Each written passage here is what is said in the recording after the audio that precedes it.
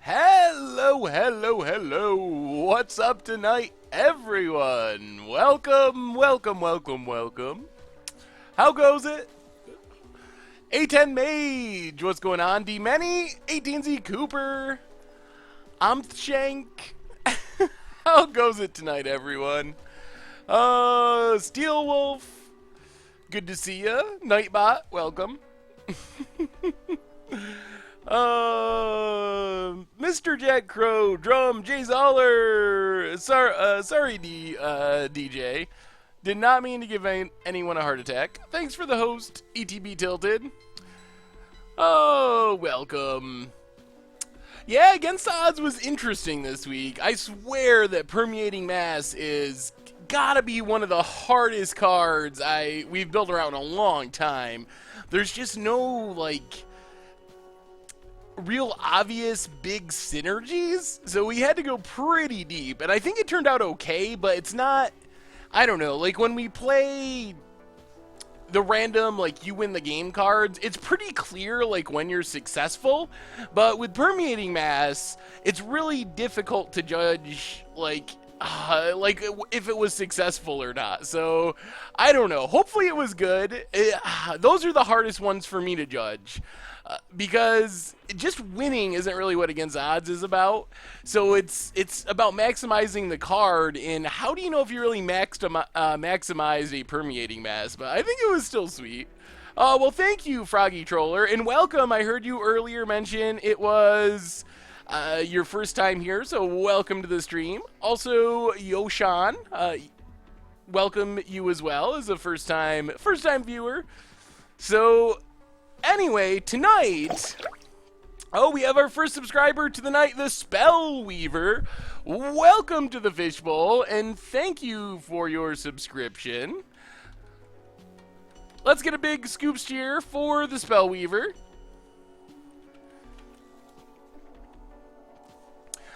Oh, welcome. So tonight we haven't played Limited in a while. So we are going to do some, yes, we do have emojis now. So we have some scoops art. Yeah, Commander 2016 looks awesome. So tonight we're going to do some Limited. We haven't played Limited in a while, and Modern Masters, I think, is my all-time favorite format. So out of all the great draft formats, Modern Masters is my pick for the best. Like, that format is so good. So it's hard to pass it up. It's only on Magic Online for a week, so having a week to be able to get in some drafts, I figured we might as well do it for the stream because it's so good. Also, I want to make sure I announce this right away, and I'll probably mention it earlier. So, in the last couple weeks, last month for sure, we've hit some milestones. First, we got partnered.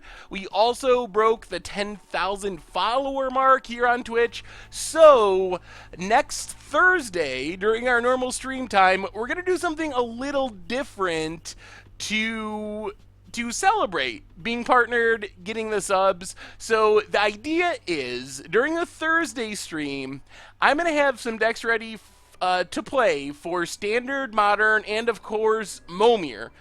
And this will be your chance if you want to battle against me in Standard or Modern or Momir. You'll have a chance to battle it out, and if you beat me, we're going to try to do prizes. So probably like some of the signed tokens or something like that. So keep that in mind. If you're interested in playing some games on Magic Online, next Thursday will be a chance where we can battle it out. You get to pick whatever deck you want, and I'll be playing either Against the Odds or Budget Magic stuff for one of those formats. We have a new subscriber, Philos. Welcome to the Fishbowl, and thank you for your subscription. So yeah, so next Thursday, keep that in mind. Have a deck ready if you feel like battling it out in one of those formats. Of course, before we jump into our Modern Masters draft, reminders, MTG Oldfish Replay is where you can find all the sweet old streams. So sub to that if you have not already. I don't know about Pauper. I guess if there was demand for Pauper, we could maybe do that. Uh, H Pyromancer, I actually haven't played any yet, so we're about to find out how much they cost. I would assume 10 tickets, but I'm not 100% sure. If you're looking for tokens or t-shirts, check out the merch page. Great way to support the channel. Is picking up some tokens or t-shirts or all that stuff. And of course, our stream sponsor, Wizardry Foundry, has a new collection, the Grimoire Artificer series. So make sure to check them out. They make some really sweet MTG-inspired products and deck boxes. MTG Goldfish and 1 will get you 10% off of your purchase. And we have a new subscriber. Oh my god. I cannot read that string of characters, but you know who you are. I'm very sorry I can't read your name. Welcome to the Fishbowl, and thank you for your subscription. A big scoops cheer. What's up, Nasmith? Penny Dreadful matches. I keep getting requests for that format. I have still not really played it, but yes, it is time to jump in this draft. Baruch Just, welcome to the Fishbowl, and thank you for your subscription. Big scoops cheer. We played Free Win Red on the last stream, and I will probably end up making videos of it as well. So 10 tickets for the draft.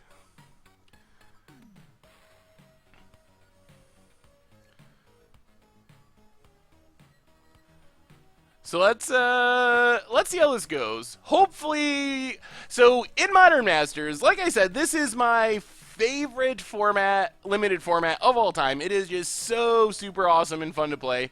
My favorite deck to be is 5-color green, and then if I'm not 5-color green, Storm is my second favorite, and then everything after that is fine. It's a really good format, so it's awesome even if I'm not one of those decks, but those are the two decks that I most want to be, is 5-color green or Storm. These are Phantom drafts. That's not by choice. That's the only queues they have up, are Phantom queues. New subscriber, Ducky1093, welcome to the Fishbowl, and thank you for your subscription. Yeah, so this is a Phantom draft.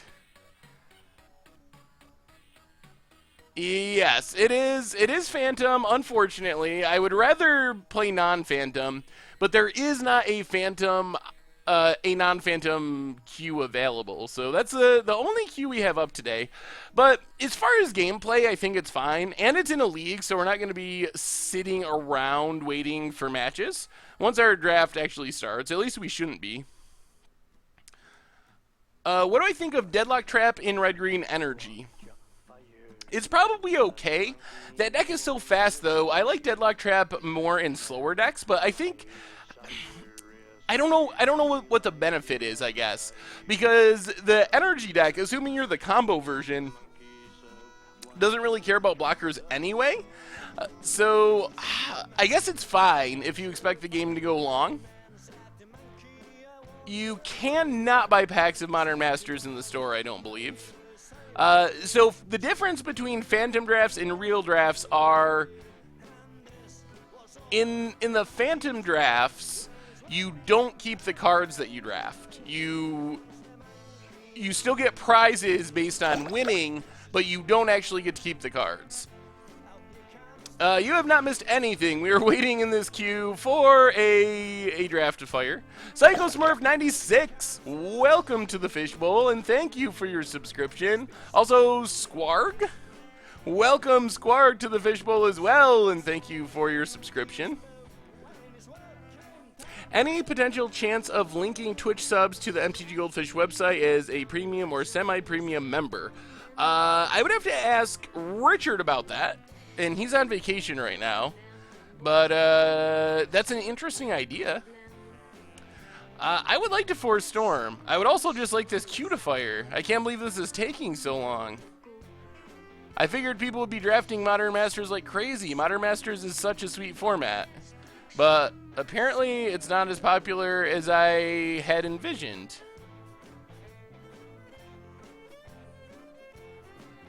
Yeah, so it's much more likely that we will see a Goyf getting passed around the table. If I had to play in a Legacy tournament tomorrow for $1 million, what deck would I run? I would probably run Miracles, because that's the deck I've played the most as far as competitively, and it's really good. So that would probably be what I'd go with. I also like Shardless Sultai. And so in the dark, those would probably be my choices, but I would lean towards Miracles. We haven't even got a single additional person in this queue in 4 minutes. Yeah, I mean, if it doesn't fire, we'll have to do something else. I don't know what we'll do exactly. Maybe I have to play free win red again. Because I didn't make another deck. I just figured we were going to play Modern Masters Limited. So I didn't actually get the cards and prepare another deck for tonight. Did I get a chance to see the deck I posted on Twitter for Commander Clash? I looked over some of them. I don't remember if I saw yours in specific. We'll look over them probably mostly over the weekend as they come in.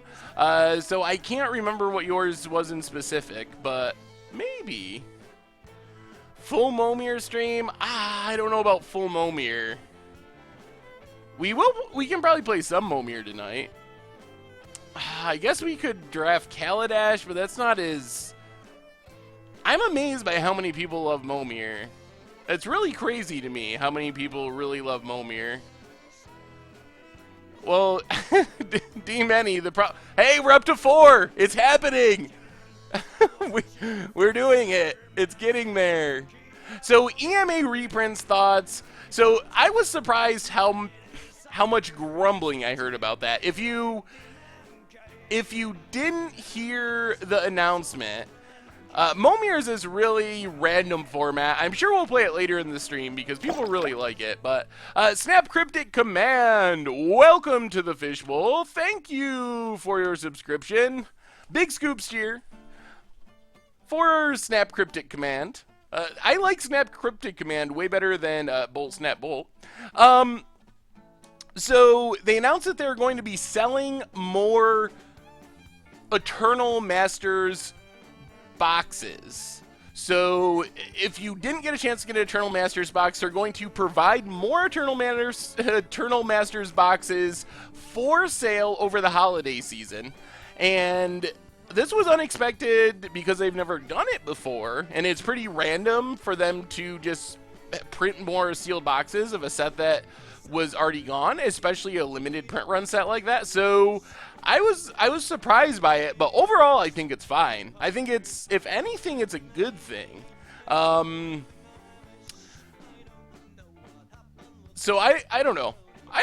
I saw some people grumbling about it, and they think that it's like a money grab and all that stuff, but personally, I think it's a good thing. I mean, there's people that couldn't get a box of Eternal Masters or had to pay a ton of money for a box of Eternal Masters, and now they're hopefully going to get another shot at it. Or they encourage the local game stores to draft them. Who knows what the game stores will do, but hopefully maybe there's a chance that over the holiday season you can actually go to your local game store and get in an Eternal Masters draft, which Eternal Masters is a really good format too. So I think that Modern Masters is the best format, definitely of the Masters series as far as drafting, but Eternal Masters was very solid as well.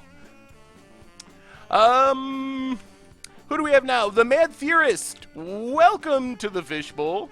Thank you for your subscription.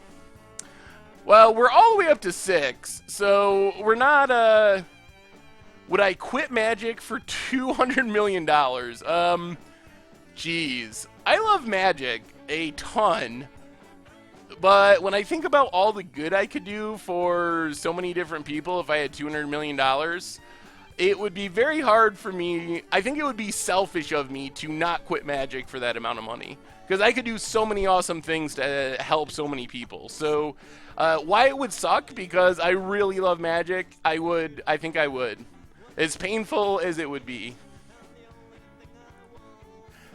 What are my hopes for Modern Masters 2017? Well, good reprints, and I have good, I think there's good chances of that. Liliana, Snapcasters, stuff like that. And a really strong limited format, and hopefully better What if the 200 million came exclusively from orphans? Then I probably wouldn't.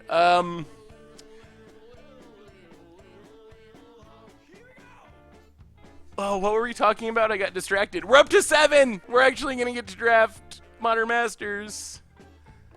I completely lost. Oh, Modern Masters 2017. I also hope for more expensive / good commons and uncommons, which was my biggest disappointment from the last Modern Masters. So some good high-end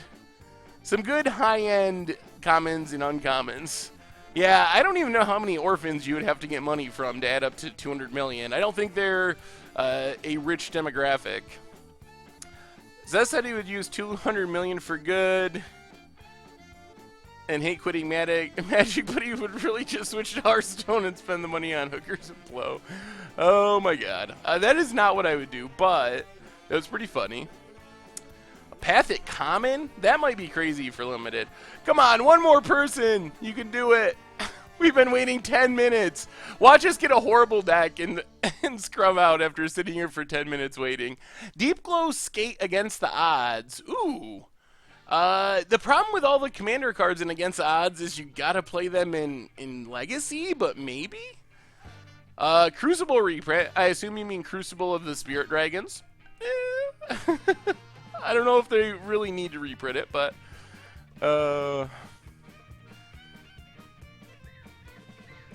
come on, deck. Magic Online. I'm shocked that it's taken 10 minutes for 6 people to join this queue. All right, Arbo Games might come save the day. That's true. It is very hard for Legacy Against Odds to win. Oh, we got it! All right. Come on. Give us the stuff to draft Storm or 5-color green.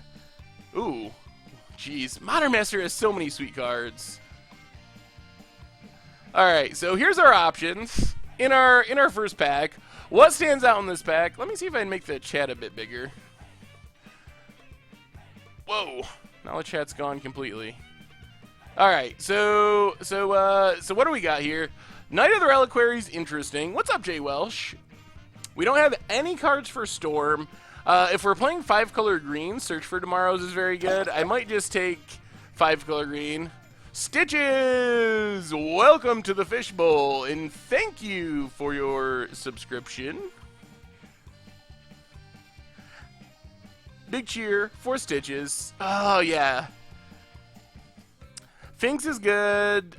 Wood Reavers is good, but I'd rather get that on the wheel. Fairy Mechanist is really good if we're playing Affinity. I might just take Knight. I hate passing Search for Tomorrow, but we'll take Knight here.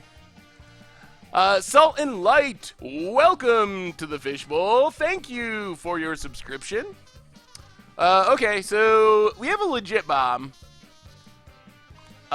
And yeah, Mechanist is really good in Affinity. So 5-color green is green based with a lot of cards that can search out lands and splash, and then just plays bombs of pretty much every color. So remember, this is a phantom draft. So we don't get to keep the cards. So snapping off Dark Confidant for the money is not really worth it because we don't get to keep it. I think the best card in this pack, and Bob isn't even that good in Limited, honestly. If there's a couple Storm cards, Torrent of Stone would put us into Storm. Desperate Ritual would put us into Storm. I think I would take Torrent of Stone and hope to wheel Desperate Ritual. Cloud Goat Ranger is just a bomb in 5-color green, though. And it's so risky to go in on Storm. Oh man, Chalice of the Void is really expensive too. The problem is if you go all in on Storm and you don't get it, your deck is horrible. If you go all in on 5-color green and you don't get it, your deck is just bad. Here, Aaron Ephemeron is just really, really good. And we're gonna base our draft on the assumption that we're going to be able to get good fixing. Whoa! All right, so we have Aaron Ephemeron. Oh dear. Well, now things are getting sketchy. We have...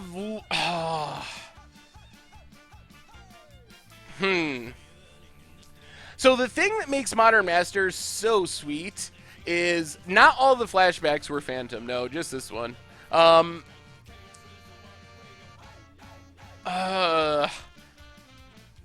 the thing about Modern Masters is you really want to be in an archetype. Sandsowers, you really want to be in Thalids. Blight Speaker is one of the best cards in Rebels. Ethereum Sculptor is one of the key cards in Affinity. Then we have just a bunch of stuff. I might take Blight Speaker, honestly. Logic Knot's okay. I'm going to take Blight Speaker as a hedge. If we get multiple Blight Speakers and Rebel Searchers come around, then we might take it. Alright, so this pack, Dream Spoiler Witches is a decent card for fairies.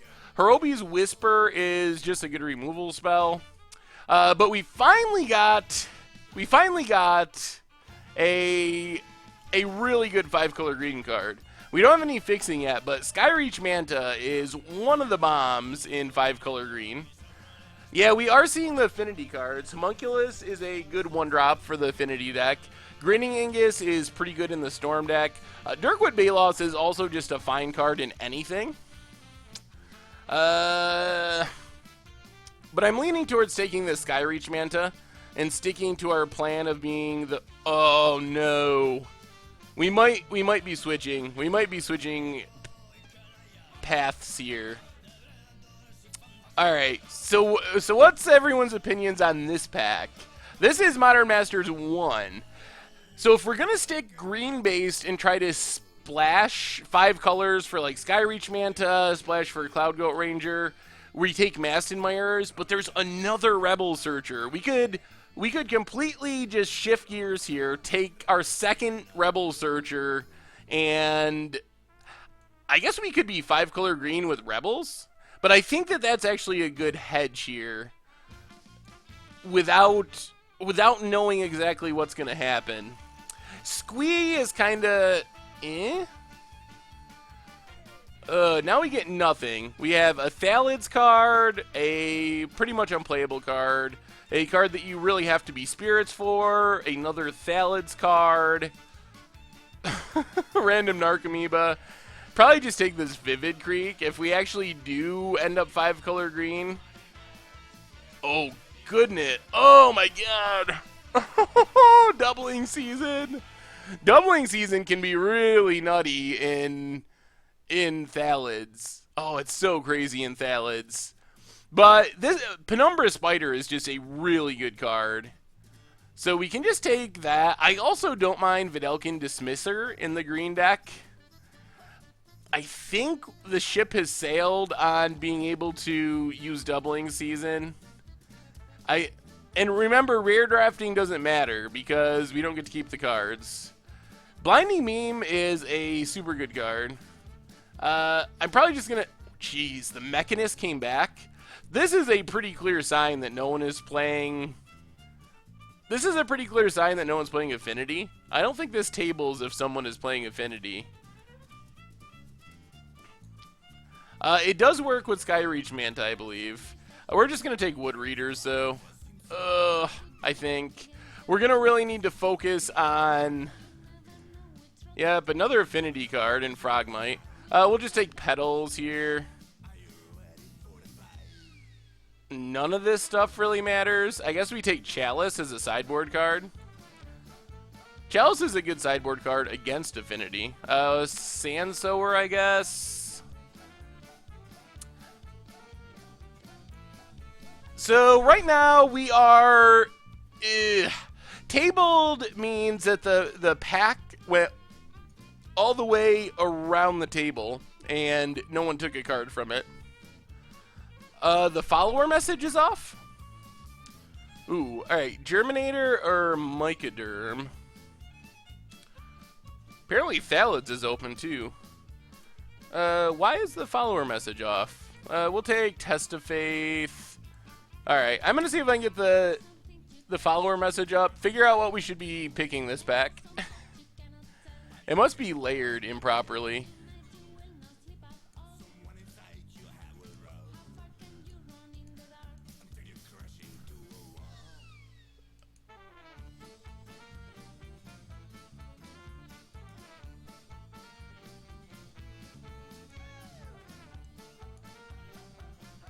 Alright, hopefully it's back on now.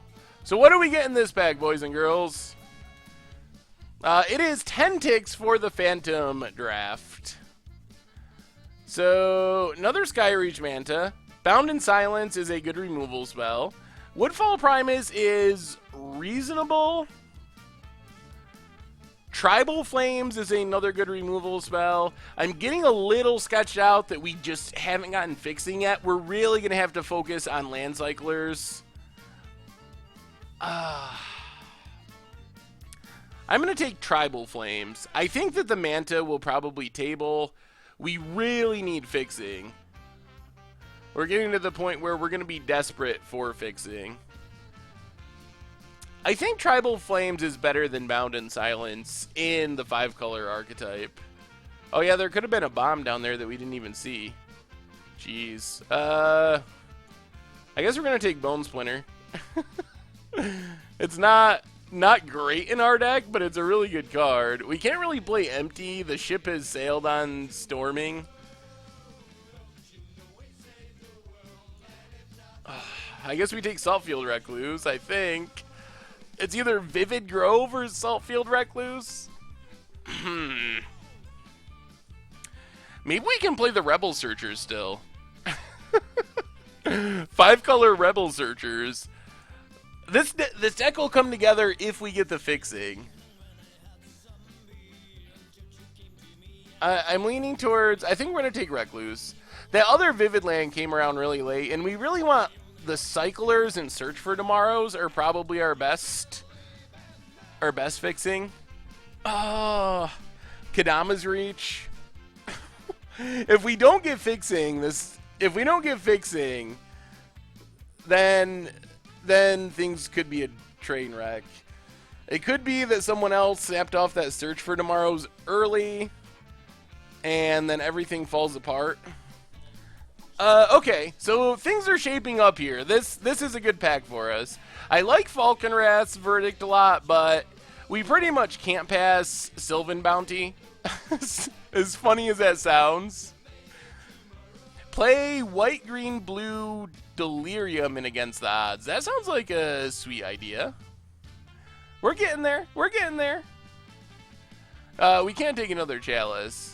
We could take Terramorphic Expanse, but I think I'd rather just have Bounty. I think. Okay, we're getting there. We're coming together. Oh my god, another Rebel Searcher. Oh man, I'm so tempted just to take it. Lightning Helix is also really good, but we probably just have to stick to our guns and take Vivid Crag. Is there any way we're not 5 colors here? Probably not.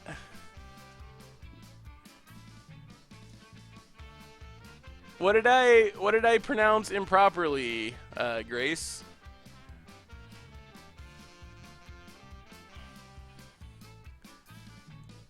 Oh man, that would be so greedy to take the Scout here. That's so greedy. Alright. Alright, we'll be greedy. Now we get a pack with... So, what are the odds that we could actually cast a Demigod's Revenge? Probably not too high. No Rebels. We can take Dismisser, I guess.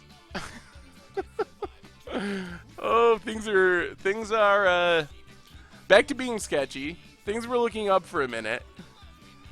Yeah, we can probably do it, right? We just need like 5 Vivids. We'll just take Dismisser. Yes! I'm not even going to try to pronounce this, but we're going to take it. We don't have any removal yet. Look at all these giants. No one's playing the giant deck, apparently. Veteran Armor is a relatively strong pick for Thalids, but we'll just we'll just take this thing, whatever it's called. Oh, we could have had Demigod and Divinity of the Pride. But we get a Trapper here. Oh, there's Fiery Fall too. We're gonna take Trapper. We actually have a decent amount of good Rebels. As odd as that sounds, we kind of have the base for Rebels. Yeah, we're doing fine. We're getting there. Yeah, Trapper is good there. Our Rebel package actually looks pretty sweet. We could use more, obviously. Oh, what a punt! We're just drafting some Modern Masters. I'm gonna take Relic because it's colorless and cycles, and I think we're to that point. We're just being colorless and cycling is good enough for our deck. I don't think we could have cast Demigod. We'll take this Grasp for the sideboard. Another Petals? Man. We have a Rebel base. Petals does draw cards. And, oh, well, we gotta get rid of, I'm gonna, oh yeah, this is a league, so hate drafting doesn't do anything. But none of these cards do anything either. I guess we'll take Hanakami. Echoing Truth, I guess, is a fine sideboard card. We've seen a ton of Dream Spoiler Witches.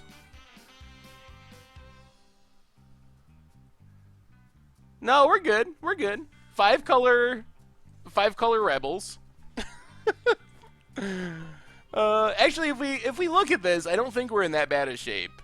So if we had to, we could cut this. Angel's Grace is kind of sneaky.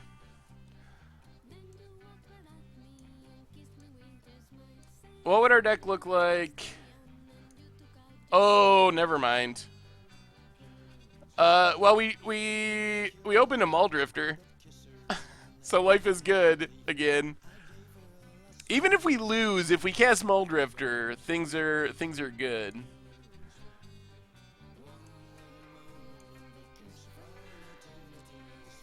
I don't know. What's up, Stu? We gotta take Muldrifter. I also really like Eternal Witness. Should do against odds playing the Precon Commander decks in Legacy. Ugh. Didn't you have enough of Precon decks when we got crushed in Standard? Another Eternal Witness? I really want this Recluse, but we probably just got to take Path. Oh, man, this pack is really good.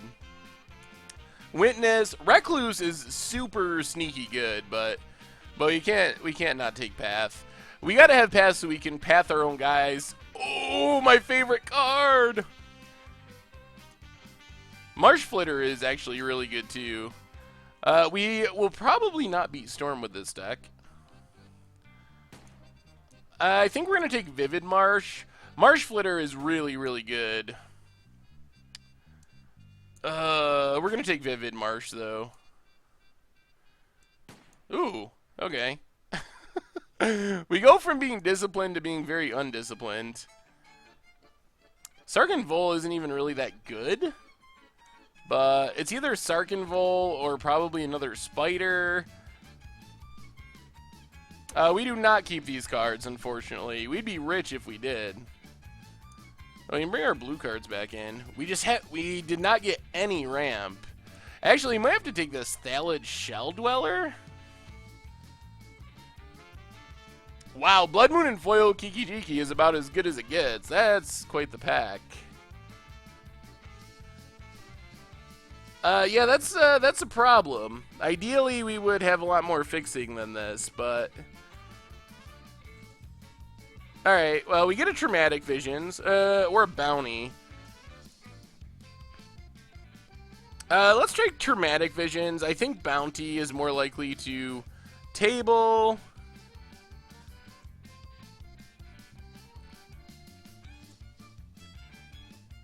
Yeah, Canonist isn't really that great. Imperiosaur is pretty big. We'll take Imperiosaur. Alright, there's another Traumatic Visions. Well, at least we're getting some land cyclers here at the end. It's 10 ticks to... We gotta get some fixing here. So, oh my goodness. This deck. This is not the ideal 5-color deck, that's for sure. Will we even play any of these cards? I guess we can take Pestermite, has the best shot. This is a 5-color green deck where we didn't get the amount of fixing we were hoping for. And as a result, is going to be very interesting.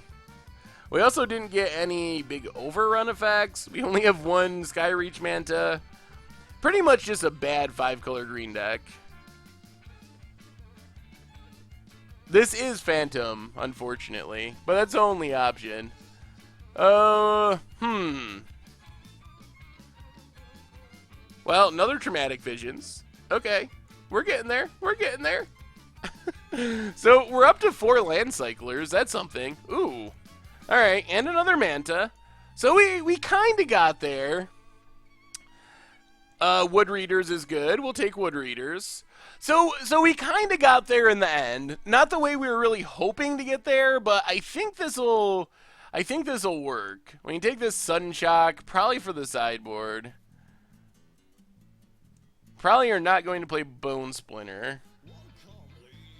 Take Weirding, I guess, is sort of removal. So we have 2 lands. What are we not playing? Oh boy. This is going to be interesting. We have some powerful cards. Are you ever going to do streams on a day other than Tuesdays or Thursdays? I usually can't come on those days, and it's really fun seeing stream. So we occasionally do streams on other days, but most of the time, those are the 2 days that are kind of set in stone.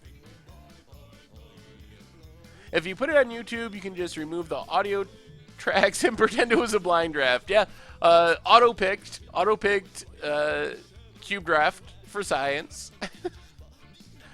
So I think we're kind of okay. I mean, this isn't as good as I want it to be, but we have some good cards. We got a lot of card draw. We have a couple of Mantas. Wow, that's a really late Penumbra Spider. And geez, no one wants Fairy Mechanist in this pod for some reason. Well, this isn't the. I think I've drafted worse decks. I will say that.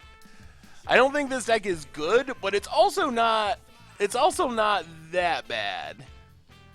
On a scale of 1 to 10, what would you rank this deck?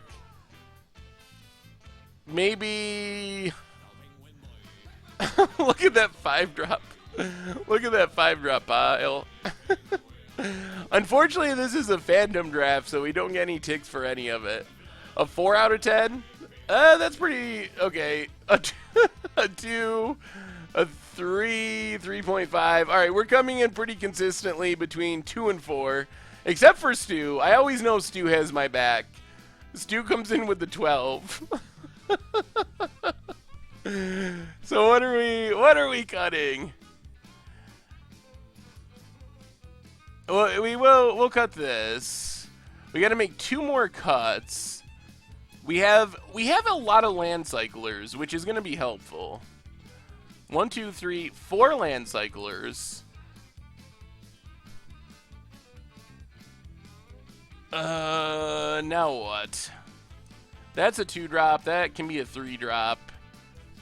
I think this deck could win. It's possible. I think we could win. I think we can win 2. I don't think we can 3-0. But I think we can go. I think we can go 2-1. Maybe I'm vastly overrating this deck. Yeah, I mean the power is there.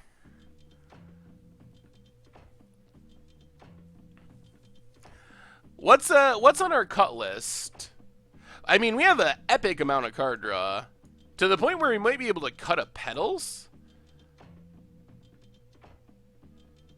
Well, remember, these 2 black cards, I want to play the Scouts, so we can actually search them up as card advantage. I'm not going to cut the Trapper. I'll cut the Blight Speaker, but I'm not going to cut the Trapper. I think the Trapper is actually pretty fine. I guess the next question is, do we need more than 17 lands? Traumatic Visions is a 5-mana counter spell, but has basic land cycling for 2.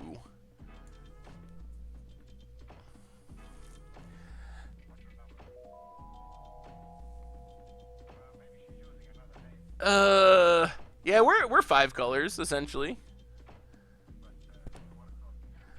Do we have anything in our sideboard we should be playing? Angel's Grace, no. Test of Faith, probably not in this deck. Grasp is a sideboard card. Oh, where's Dismisser? Oh yeah, I do want Dismisser.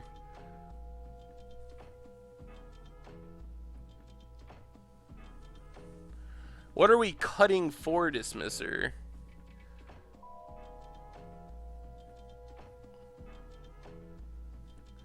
Yeah, I don't think we can actually cut colors.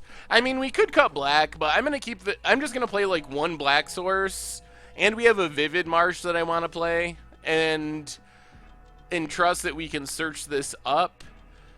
We could cut red. Tribal Flames is actually solid though, and we don't have that much removal. Sarkhan might actually be the worst card in our deck. I guess if we ultimate it, though, it's going to win. And if you draft a Planeswalker, you kind of got to play it, right? You don't really want me to cut our Sarkhan. And these Wood Readers, we can always just play as walls on turn 3. I think Trapper is good enough to stick around.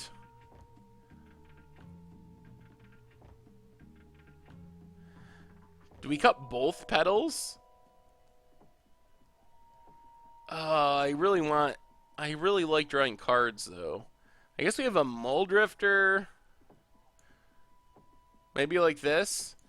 Now for the real challenge. Well, let's do it like this. So, Moto says 6 green sources.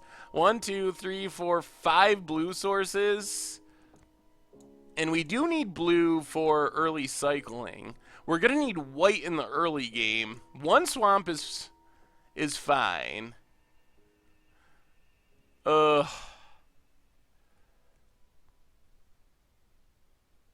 Swamp is fine.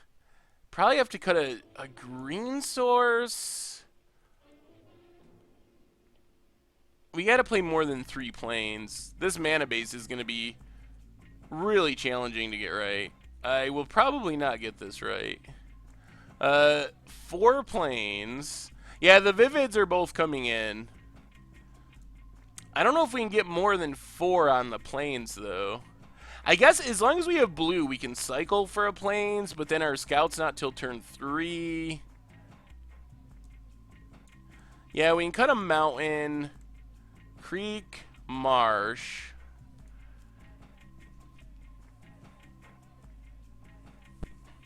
One red source, vivid, 1 swamp, so we can search for it.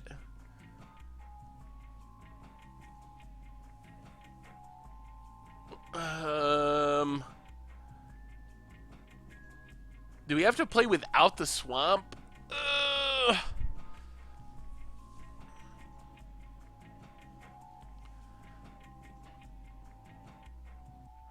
I guess we can go down one more. Maybe we are right with 3 planes. Maybe it's like this.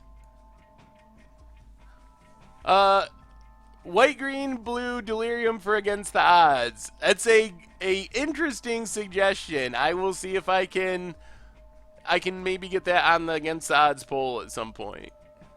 So let me export this so I can make the overlay for this monstrosity, and we will start seeing what happens with. I don't think this deck is as bad as it looks. It's going to depend a little bit on our matchups and what we run into. We could run into matchups that are really bad for us. Hopefully we don't, obviously. But I guess we got a chance against a lot of different decks. We will confuse the enemy. Actually, 5-color green is a real archetype. And I think, like, the best archetype, or one of the best archetypes, in Modern Masters Limited. So it's not like a completely unknown thing. I don't think this is a great example of it. It's not horrible, but it's not one of the the ideal ones. We're missing some key cards. Like Search for Tomorrows is a big one that we're missing. Let's get the chat over here, perhaps. Whoa! The world's biggest chat.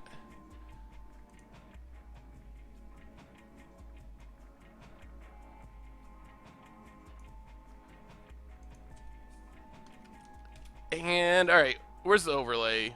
We are going to play first. And now the chat's gone again. This is actually a playable hand, though, which is sweet. Alright, give me 1 second so I can get this overlay up. Hopefully. Create a overlay.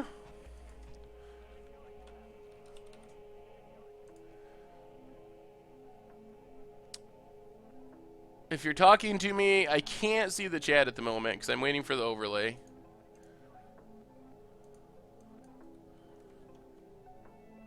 Almost got it. Almost got it. Overlay added.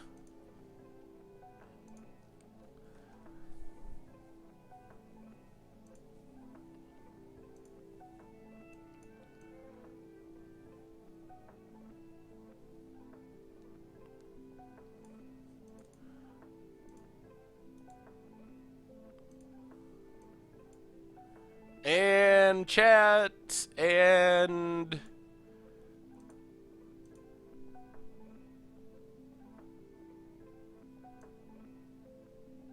all right. What are you doing, Moto? Why is the chat not staying there? Do I not have it docked? Oh, okay. There we go. Thank you, Moto. All right. I'm back. I'm back. Let's see if we can win with this. So, yeah, we'll keep this. Yeah, there we go. We got it. It took us a minute, but we got there. Opponent's going to 6. That works in our favor. What LGS? I don't play in paper that much, really. I'm not in New York City. I'm in upstate. So Chaz would be the one. Yeah, big scoops cheer for finally getting it to work. Ooh, all right. Another traumatic visions. Looks like our opponent might be taking away from what we were trying to do. Can I make a 5-color human aggro deck for standard? Possibly. I remember you asking before, and I'm not opposed to it. So what do we need here? Probably the mountain next. And we'll just play the mountain, pass the turn. So we're going to have, see, like, it's not that hard to get all 5 colors. We can, if we want to, traumatic visions for our swamp. The football trade was, oh, I don't remember. Who, I'm forgetting someone. It involved Brady and Antonio Brown were the two of the big names. So let's play a plains. Pass the turn.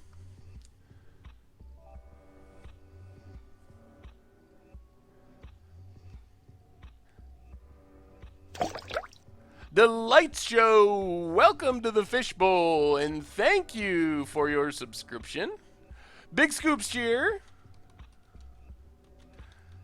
for the Light Show. Wait, how do you know what the trade was? Jackspot. All right, pass the turn. So, do we cycle this traumatic visions? If we cycle, we can make a 5/5.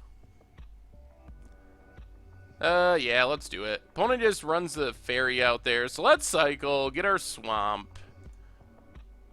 Do I ever play in the mocks? I don't know. I've been qualified too, and I still haven't played. I played in one a long, long time ago. So, 5 colors on turn 5, just the way we drew it up. Now we get a 5/5 flyer on turn 5. Pass the turn. I think I'm going to have to play one at some point, though, because I get the qualifier points build up, and I just don't take the time to do it. Hopefully a modern one with free win red. See if I can jank my way onto the Pro Tour. That would be sweet. Opponent. Really? You're gonna go attacking?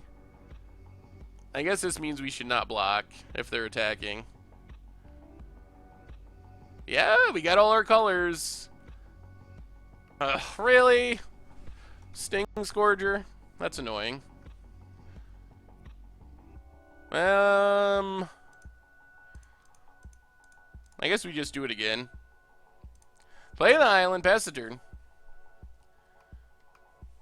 Can we do a Conspiracy 2 Commander Clash when it comes out on Magic Online? So yes, it is at the top of our list to do Conspiracy 2 and the new Commander decks. They're at the very top of the list.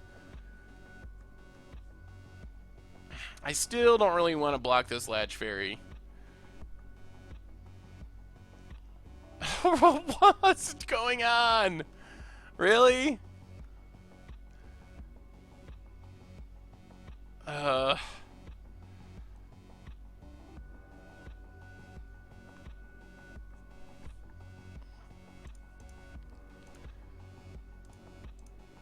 2, 3, 4, 5. Played as a 4/4. Yeah, let's do that. Play it as a 4/4. Play a forest. And also play the scout. Pass the turn. Apparently it does. I never really thought about that, but it looks like. So, the cards from the sets will come out in the treasure chest starting on the 19th.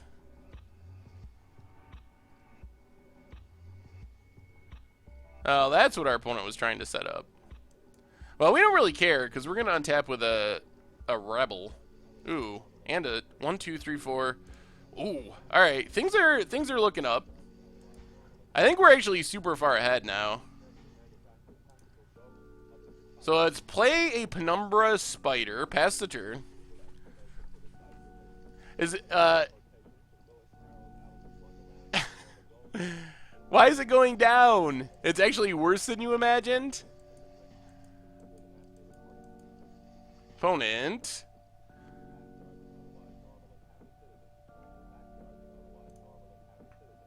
We'll just take it. We're going to get a Saltfield Recluse down and a Wrathy Trapper down. Well, let's start Rebel searching. I think we only have one Scout left in our deck, yeah. Get another Scout. Draw, ooh, Path to Exile.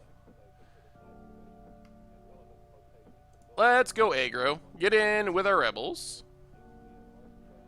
This is just round 1, actually. Saltfield Recluse down. Wrathy Trapper down. Pass the turn. Yeah. 5-color Rebels not deck. Our opponent gets all their stuff back.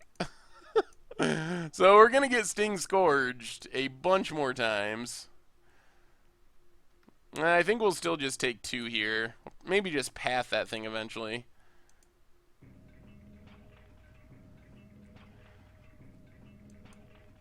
There's a Latchkey Fairy. And a Sting Scourger. Well, that's our opponent going to bounce. Just our Spider? Okay. We draw land. Play the land. Replay the Spider. Pass the turn. So our opponent finally going to keep a Sting Scourger alive. So they must have just been playing towards that Death Denied the whole time. Interesting. So they do pay the Echo on the Sting Scourger. There was a pretty sweet SCG moment with Sting Scourger a week or 2 ago. Alright, opponent is going to bounce our... Alright, let's just tap down this Latchkey Fairy. Bounces our Spider again. Yeah, Limited isn't people's favorite format, apparently. That's why we don't do it all that often. Ooh, alright. That's a Muldrifter.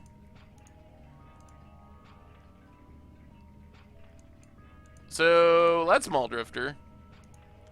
but tap in a way that we can still cast this spider. It seems like whenever we do a limited stream, it has less viewers than a normal stream. I don't know why, but it just seems that way. What's up, River? How goes it? Well, maybe I take that back then. Maybe it is limited that's drawing the people in. How about red-white aggro with Hanweir Garrison and Hanweir Battlements? It could be alright. I don't know, like, we usually have like 12 to 1,500 people when we stream other formats, but now we have like 600. It might just be a weird night. That's also possible. So how do we actually close out this game? I guess we got to start attacking with Muldrifter. We're not anywhere near dying now because we have the Sylvan Bounty. Play another spider. Play a forest, pass the turn. If I had to be stuck on a desert island, that's a good point, Glorious Most. I'm kind of known for the janky decks. Warspike, Changeling. Momir could be coming.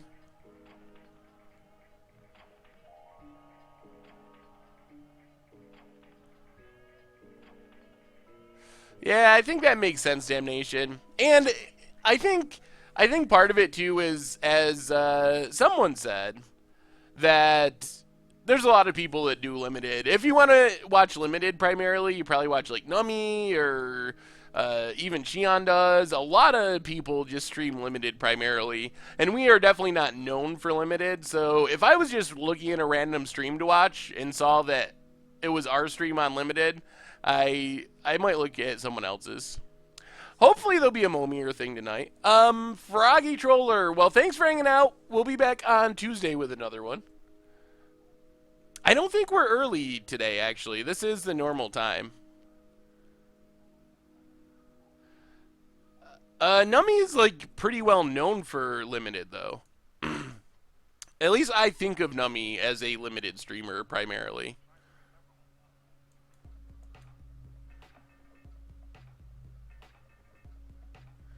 Alright, let's start tapping this latchkey.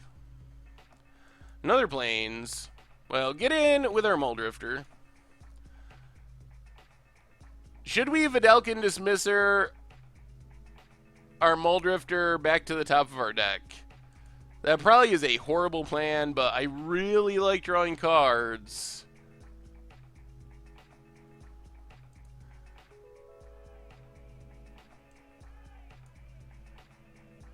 That's probably risky.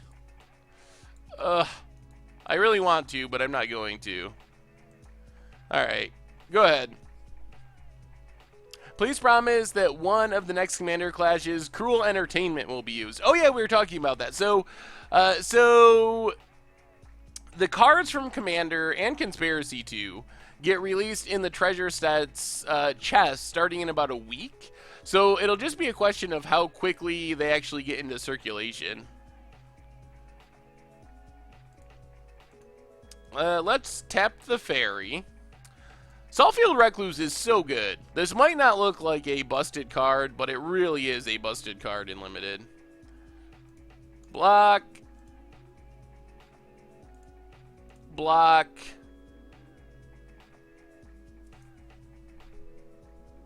Block. Block. Block. Are we going to get blown out here somehow? Is something horrible going to happen to us? I mean, we got a path, so it shouldn't be that bad. We could also just wrath our opponent's entire board here, or most of it, which would be sweet. So, Redcap persists. I usually play 20 mountains and 20 swamps and then split up the rest, I believe, is my normal breakdown. Well, there goes our Recluse. Hey, what's up, Be Fresh? Stu, what about me? Greatest of all time limited player, right, Stu? You rated my deck a 12, Stu, don't forget. I think our deck is going to win this game. I guess it could be Comet Storm. That's not the... I guess that would just be unfortunate. That's not the kind of card that gets passed. Comet Storm's a bomb. Oh, they just want a death denied everything back. I see. It's that again. Yeah, I know we're slightly short on turn 1 Blood Moons. Come on, hit our Muldrifter, please. You can do it, opponent. Oh, it's pretty good. What do I think of Smuggler's Copter? One of the best cards in Standard. Oh, awesome, Bob. Well, we'll have to play some Momir at some point. We might get a chance to get a game in this stream. I don't know how long this league's going to go. Hopefully we'll have time to do a game of Momir to close things out. Alright, let's gain our life.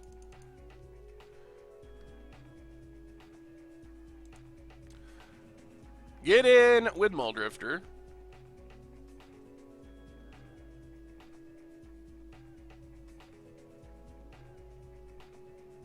Redrawing Muldrifter is only 1 extra draw. Makes your opponent redraw almost as good as drawing an extra. That's true, but it doesn't feel as good as getting an extra card in my hand.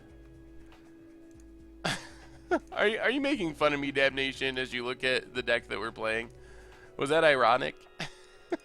Thank you, though. I don't know. We'll see how long it goes. It might just be one draft. It might be 2. We'll see. Is Smuggler's Copter the new collected company? Smuggler's Copter doesn't feel as bad to me because it supports a whole bunch of different decks. One of the things that makes collected companies so obnoxious is it only really supports one deck or one style of decks. Ah, yes, it's Thursday. Oh, the Legionnaire's the worst. Ugh. Turner Joseph, welcome to the Fishbowl, and thank you for your subscription. Big scoops cheer for Turner Joseph.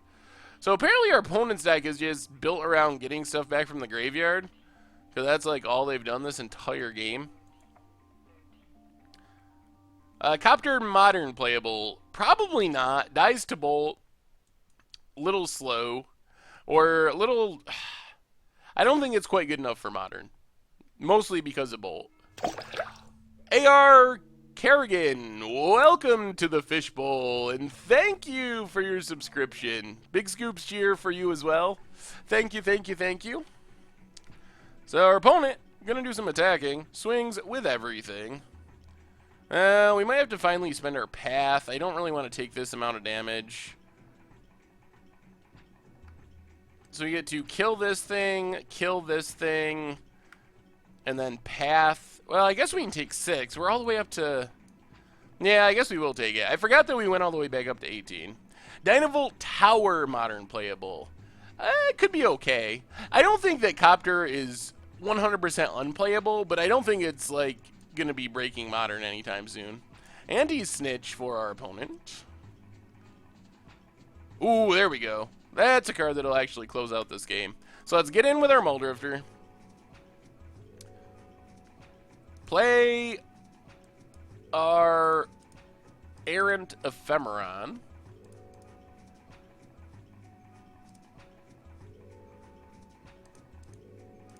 Play a Penumbral Spider. Pass the turn. Yeah, I think we got this now. Feels like we got it. What do I think of a vehicle deck in Standard? There is a vehicle deck in Standard. Pretty good. Like the Mardu or Red-White vehicle deck. It's a good deck. One of the best 3 decks in the format at the moment. And some of the other vehicles see play as well. Should do a Sprite Bomb deck in Standard against the odds, Cryptal Threat, and Little Creatures, and then X Burn Spells. That sounds sweet. I really want to make Panharmonicon work in Modern. I have just not figured out a way to do it because it's so slow for the format. Like, so many decks are killing you on turn 3 or turn 4. By the time you tap out for Panharmonicon on turn 4, there's a good chance that you're just going to be dead. So that's kind of the problem. Opponent gets back the red cap. Man, our opponent's deck is super grindy. I could imagine it working in Soul Sisters or in like an eggs deck to double up your eggs draws, but I don't know if it improves a problem with those decks. That's the thing, is it feels like it makes the deck better at doing what it's already good at. Like, does gaining even more life help Soul Sisters, or is it just like still die to anger of the gods or whatever? Like, does it solve the problems? Does it really have to dodge bolt to be viable in Modern? No, there's cards that don't dodge bolt, but I think that that's a big reason that it sees less play in Modern than it does in Standard, is because you have a main deck 1 mana answer. I mean, if Bolt in Standard was in Standard, I don't think that it would be anywhere near as heavily played as it is now. This is game 1, but this game is going to end right now because we have our Tribal Flames. So get in with our flyers. Tribal Flames. And wow, our opponent is in a weird archetype. I think that Goblins is pretty far down at the bottom of my ranking of Modern Masters archetypes. Their deck is grindy, though, but we have that random relic of Progenitus that we picked up when we thought our deck was going to be so bad. We just wanted a colorless card that cycled. So we're getting paid off. We're getting paid off for the relic pick. What do we take out for it? We didn't draw much of our card draw that game. Yeah, definitely bringing in relic. Going down. We didn't draw a lot of stuff. What's up, Femoral? Chalice on 2. That's ambitious. I mean, it would be good. Maybe we just do we dump Dismisser? Dismisser doesn't feel that great. We'll go down Dismisser this matchup, because they have so many of those weird like enter the battlefield triggers that putting it on top isn't really that great. What deck in Standard takes out Green-Black Delirium? I think that's one of the big questions. I mean, you can beat it with various decks. It's not like it's clearly the best deck in the format. The other thing is, like, I think you can make Copter work in some decks, but a lot of decks, I think it's also that the power level of the format is so much higher. Like, when you're tapping a 1-mana 1/2 like Thraben Inspector in Standard, you're getting a pretty big benefit from turning that into a Smuggler's Copter. On the other hand, when you're tapping your Wild Nicodle, which is already a 3/3, your advantage is much less significant. So I think that's another one of the things. There's also Abrupt Decay as another like clean, cheap main deckable answer. So I don't know. I think it's a combination of things. And then you have to also consider that people are already afraid of Affinity, so you already have Ancient Grudges and all that kind of stuff to fight against Affinity. White-Black Fabricate Crush Green-Black Delirium at my LGS. I think we beat Green-Black Delirium with that as well. Tapping Memnite might be alright, but I don't know if it really fits with what Affinity's trying to do. I can't imagine it being better than the 2-drops that they already have, because their 2-drops are just so absurd. With Ravager and Steel Overseer are just so good. Alright, so Creek Goo. This hand's only okay.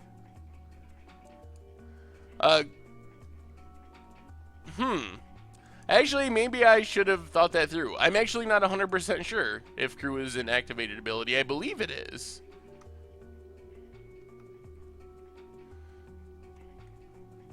Let's just run our... Uh, let's just run our scout out there. Hopefully it doesn't die in the next 2 turns. I'd rather use Hangerback than Smuggler's Copter and Affinity. Yeah, that makes sense. And Hangerback doesn't really see play either.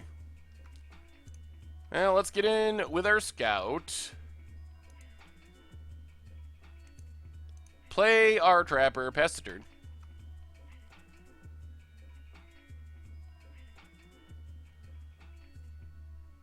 If any new card's going to be played in Affinity, it'll be Inventor's Fair. Okay. I think Inventor's Fair seems pretty slow for Affinity, but I guess I could see that. It gains life. Seems good in Lantern. I've been trying Hangerback and Thopter Sword Tesserator. Seems to be working well. Yeah, I had to play Vintage. Ooh. Opponent, 4 colors. Come on now. Well, luckily we have black mana. Blue, white. I think we just wait on this Manta. We can tap it down, our opponent's Manta, and then hopefully get a 5-color Manta to be bigger than theirs.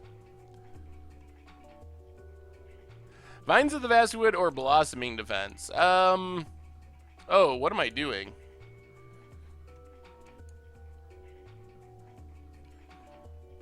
Alright, free damage for our opponent.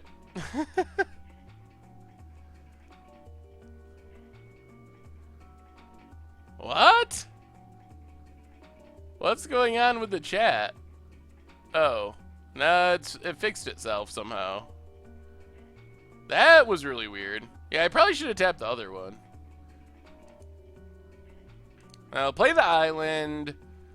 Blue, black, green, white, and red. Play a 5/5 Manta. Pass the turn. Yeah, I've never seen that happen with chat before. I have no idea what's going on. Well, good job, Jay Zoller, keeping the chat alive.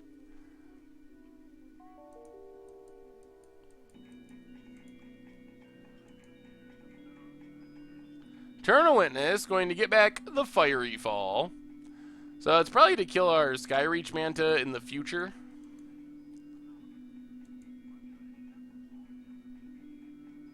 Opponent passes. Well, luckily we have Dramatic Vision, so pass the turn. What do I think of Thing Ascension in current Modern? I think it's good.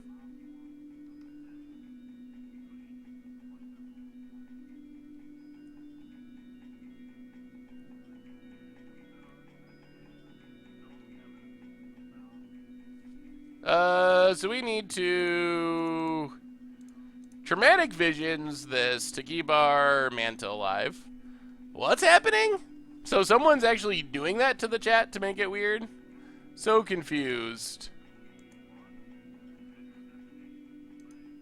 And then we might as well tap down something. Murderous Redcap. I'm fine with our opponent attacking with things. If someone's messing up the chat, you can kick them out, Jay Zoller. What was the question? There was something that I meant to answer but didn't answer. Ban them all! Oh, this is, oh, okay. So this isn't a bug. Well, don't ban people if it's not a bug. I guess I misunderstood what was happening. If it's just a weird text that you can use, then I guess that's fine. There was something that was like all over the screen earlier. Like all up and down through the chat. Oh, I see. I see. I guess that's not a big deal then. Let's tap the Manta. I gotcha. No worries. I just misunderstood what was going on.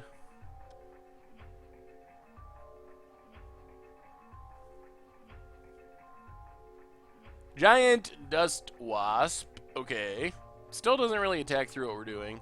Sooner or later, we're going to draw a card draw. 1, 2, 3, 4, 5. Let's play the planes. Joel 121, welcome to the Fishbowl, and thank you for your subscription. A big scoops cheer for Joel. Thank you, thank you, thank you. All right, let's pass the turn. I like Vines, but I think Blossoming Defense is solid. Trying to explain how you have used financial forecasting to sell yourself to a recruiter is a giant pain. Yeah, that does sound challenging, Stu. What's my current favorite deck in Standard? I think my current favorite deck in Standard is probably the blue-white mid-range deck. I was on that deck before it was really popular. So I really like that deck. As far as budget decks, I don't know. We've had a lot of sweet budget decks lately. Oh, see, so our opponent was someone that was taking a lot of the cards we wanted, unfortunately. That's why we didn't get everything we wanted. Well, let's keep tapping stuff for now. Opponent keeps passing. Sooner or later, we're going to get card draw. Green, black, blue, white. Yeah, let's just go X4 on this one. I want to leave up the ability to Traumatic Visions if possible.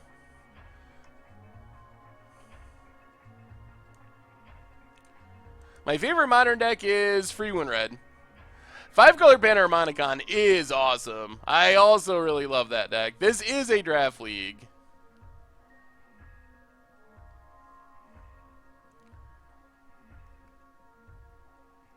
Well, we're good at getting our Traumatic Visions.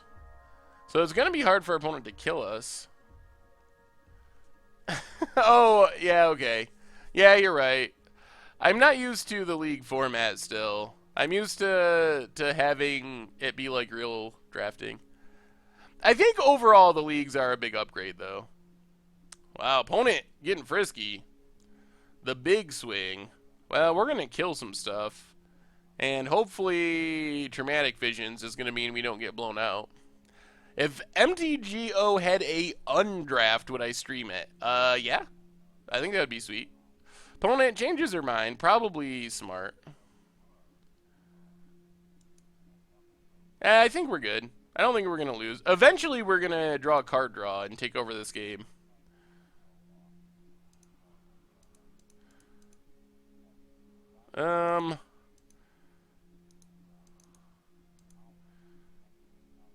Well, let's suspend it. Pass the turn. We have, like, pseudo bombs. Knight of the Reliquary. What were our other bombs? Cloud Goat Ranger is a bomb. Really? Our opponent was Rift Sweeping? Okay. Oh, the Battle of Wits draft was so bad. So amazingly bad. Where's all our card draw?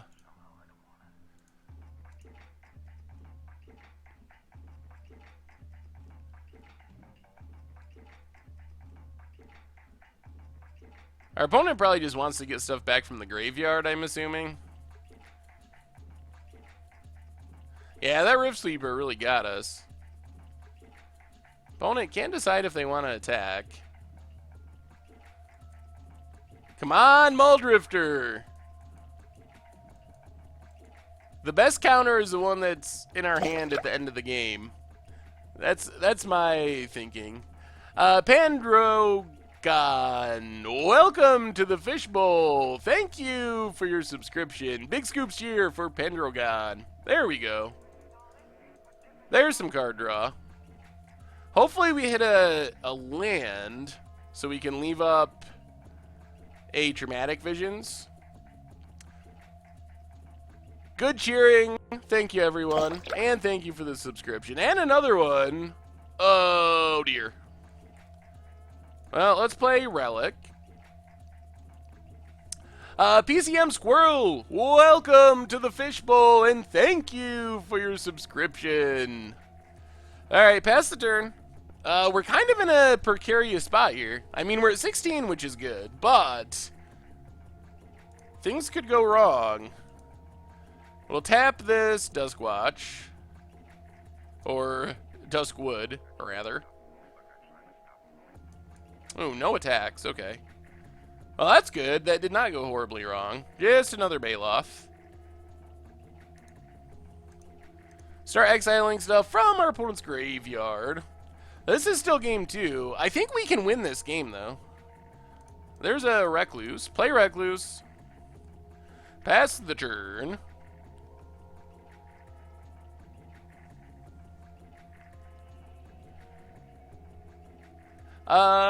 There's a Modern Masters Draft League in the limited league area on Magic Online. I would like to see it unbanned, personally. Let's tap down Skyreach, I guess? See what our opponent does here. Well, now they're going with the big attack.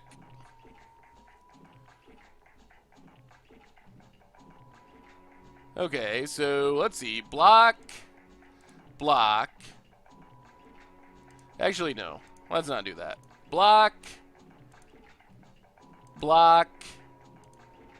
Block and block. 1, 5, 6, 7, 8, 9, 10. We're taking 10? Okay. I think. If I counted correctly. Reg Nezik, welcome to the Fishbowl, and thank you for your subscription.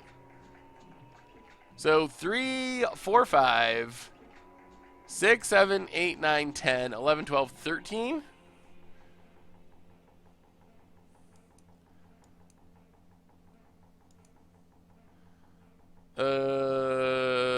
Okay, I guess. Down to 3.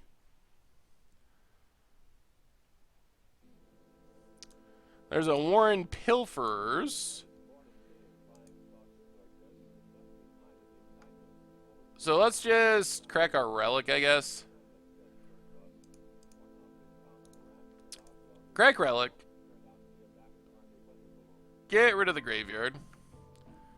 Ooh, and draw a path. And a mountain. So play the mountain. 1, 2, 3, 4, 5. Play a Manta.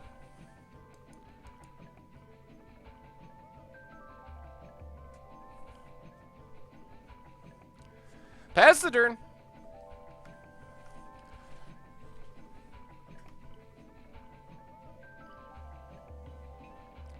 Sting Scourger. Gonna stay alive this time? Sting Scourger stays alive.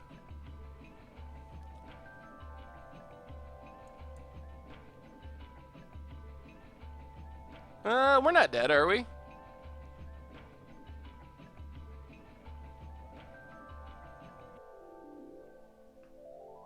I hope we're not dead.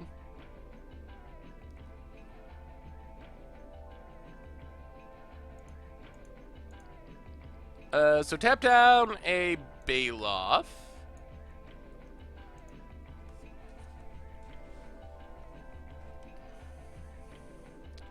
Opponent goes with the big attack. Maybe we're dead. We block, block, block, block. Who was our subscriber here? Count Coco Fang, welcome to the Fishbowl. Thank you for your subscription. Big scoops cheer for Count Coco Fang.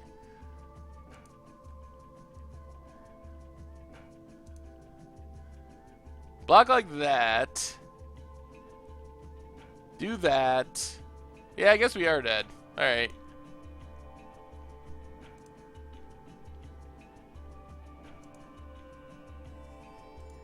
Run it back.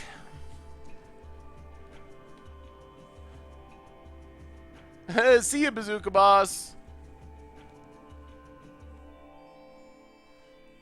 It's should have countered the Pilferer. Maybe. That could have been correct. We couldn't cast the life gain in that scenario. We get to play first, and we'll keep.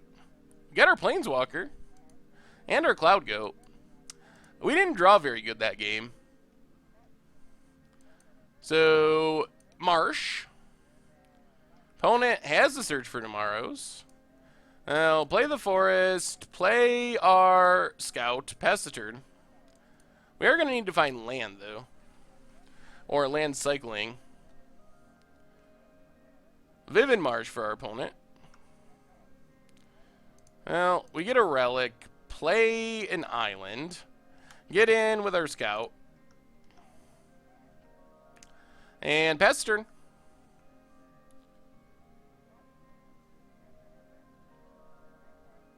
Search for Tomorrow's coming down for our opponent.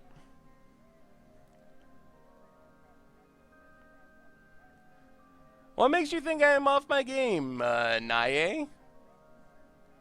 Kadama's Reach. Okay. Probably going to have to crack this Relic to try to draw land. Hopefully. There's a land.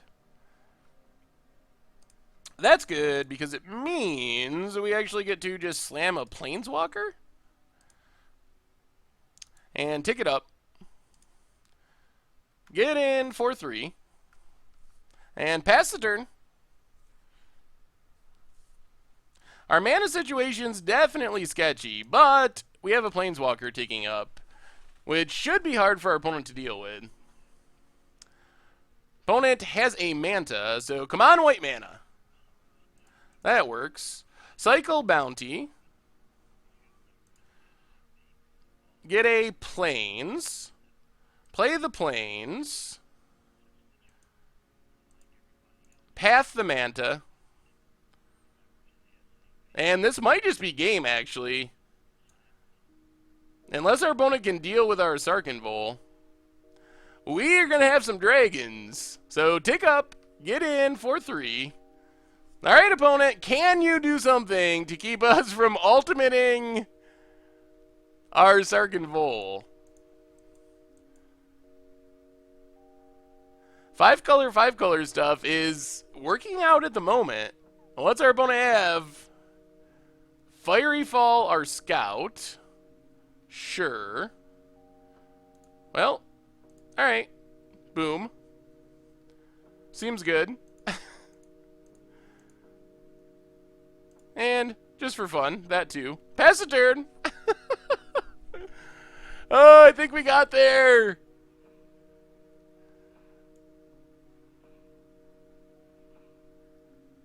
Well, I will try to think ahead more. I appreciate the heads up. And we got the GGs! Sweet! So, 5-color stuff.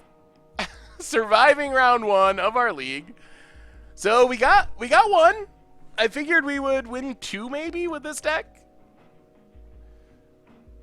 Yeah, we actually got the really fast kill at a time when we really wanted a fast kill. Ooh, we actually have a... Wow, okay. We actually get our rares for once. We haven't had rares in a while. So, we actually get to play some rares. I like this hand. This hand's really good. And Imperiosaur. Imperiosaur is just big. It is huge. Especially for a common. I will update our record. 1-0 in our Modern Masters draft. Opponent suspends a Duskwatch. Or Dust Wasp. Play Plains, pass the turn. So we just get to curve Knight into Imperiosaur. What's up, Wandering Wind? How goes it tonight? Duskwatch. Jeez, I keep saying Duskwatch. Dust Wasp ticking down. I played too much Standard lately, apparently. So Forest and Knight of the Reliquary.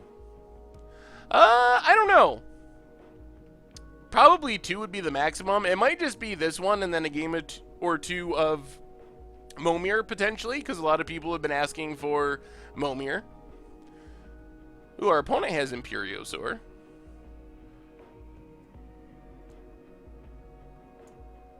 Um...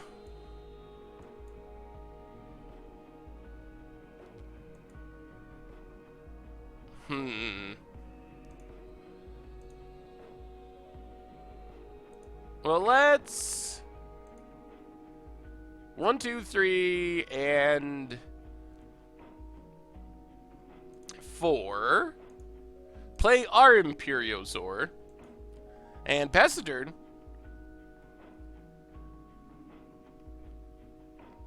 So we'll probably just kill this Imperiosaur.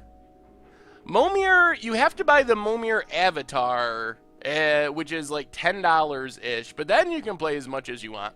Yeah, we can always just sack a land here. We'll probably just block. Our opponent doesn't even attack. Well, we're going to sack a land anyway.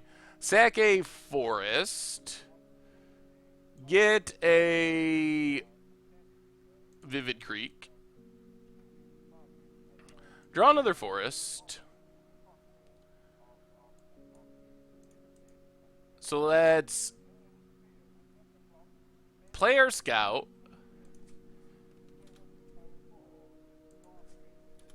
Play our Vivid Marsh. Get in with Imperiosaur. And we're fine with that trade. Pass turn.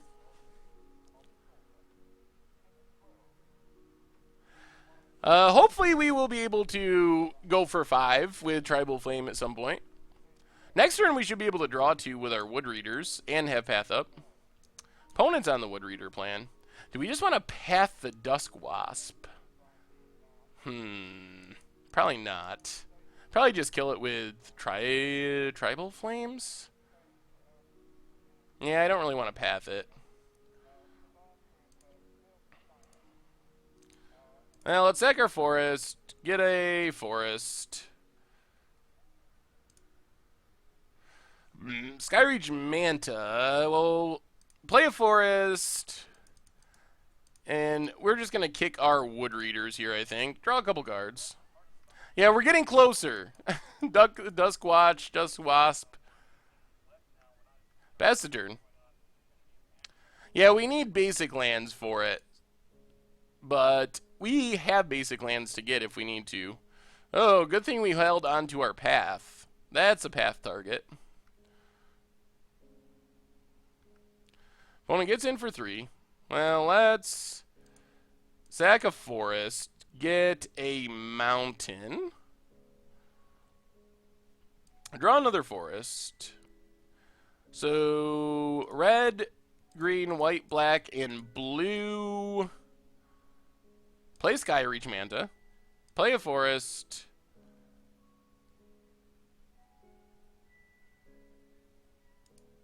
Sack our forest. Get a plains. Path to exile the Jugan. We've been using our knight to sack lands every single turn. And then Tribal Flames, the Duskwatts. Pass the turn. I think it was better just to keep sacking lands at this point. Maybe that was wrong. Walker of the Grove. Ooh, 7/7, which actually isn't that big on this board. And we drew our Tapper. 1, 2, so play our Tapper. Get in with our Skyreach Manta.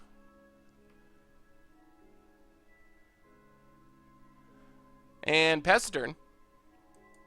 Leave up our Traumatic Visions. If our opponent attacks with a 7/7, we're going to block with Wood Readers. Yeah, and we have green mana from our Vivid lands right now. So if we do need double green for a turn, we're still good. Ooh, Tombstalker. I think we're going to counter Tombstalker. Actually, no.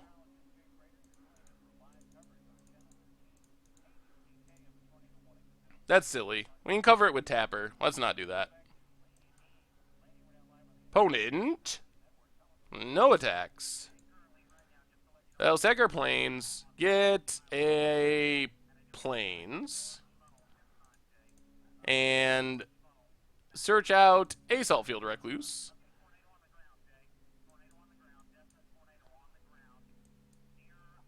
One, two, three, four, five. I'll tap it down. Get in with our Skyreach Manta.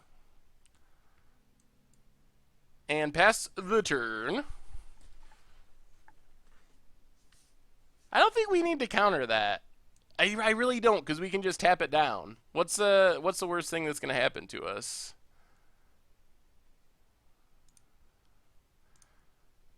We'll just trim it down with our Saltfield Recluse. Down to 11. The 5-color Rebels is kind of working. Yeah, that we will counter. That swings the race in our opponent's favor.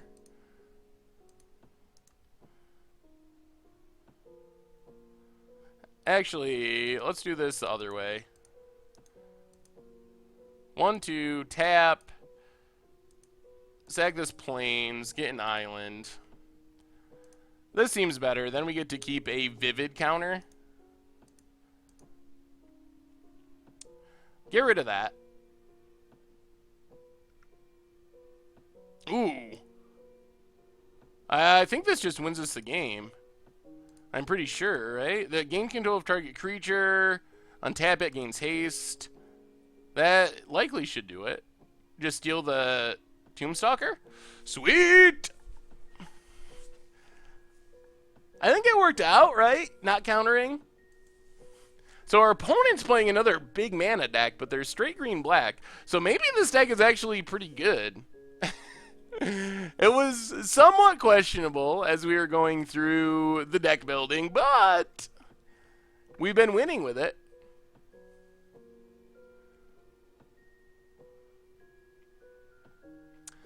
Well, welcome back, good pants. The 5/5 had flying. Couldn't our opponent just chump? If we had stole the 7/7, wouldn't they have just chumped? I mean, maybe we would have still won by swinging with everything, but Sarkhan was good there. Man, our opponent has so many big things. I kind of want to bring this in. That's just so much damage. I think we're going to try it. I don't know what we're going to take out, but that's like so much damage. We're not going to bring in more swamps, which means we pretty much have to suspend it. Yeah, we're playing him to find Trapper. Also just as a 2-drop. Can also get our Saltfield Recluse. We kind of, like, we started off being 5-color green is where we started, and then we went on a brief excursion towards being rebels, and then we changed our mind again and went back to 5-color green. So now we're 5-color green with rebels. There are a lot of black mana symbols. We can suspend it, though. Maybe that's still too greedy. 5 turns is a long time. Alright, you talked me out of it, damnation. Just a reminder while we're waiting for this game, Wizardry Foundry, stream sponsor. Make some sweet deck boxes, including the Grimoire Artificer. Code MTGGoldfish, and 1 will get you 10% off. And we have a Cloud Goat Ranger, which is pretty much our bomb.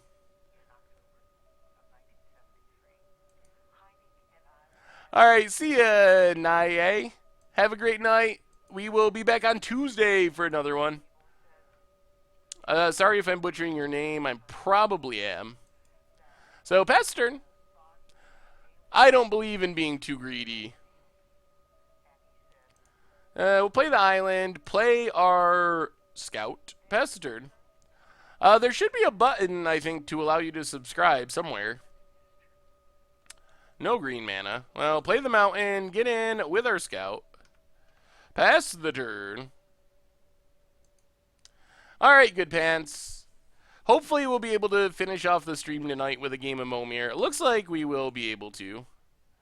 Let's play the plains. Pass the turn. Start seeking out some rebels with our scout. Opponent gets in for 3. Yup. And Kitchen Finks. All right, good card, good card. Let's get the Recluse here, I think, is best. Oh, they moved the sub button? Huh. Oh! Oh! Yeah. I mean, Cloud Goat Ranger is probably the correct play, but when you draw a Muldrifter, you just gotta cast it. Pass the turn. I think if you're subscribed, you will have the goldfish icon. But you will know. We will make a big deal out of it. Ooh. Our opponent gets a Yugen. This thing's a little scary. We could use our path. No path. Well, let's play our Creek, pass the turn. I think what we got to do is search out our tapper. Rockslider Jr., welcome to the Fishbowl. Thank you for your subscription. Big scoops cheer to Rockslider Jr. Also, Willie, 143, welcome, welcome to the Fishbowl. Thank you, thank you. Hey, what's up, Apples of Wrath? Oh, in the ER? That's no fun. I hope are you okay? I hope you feel better. Alright, we'll just do that. Trim down, take 6, down to 11. And then use our scout. Get our trapper. Gonna trap us some dragons. Play the plains.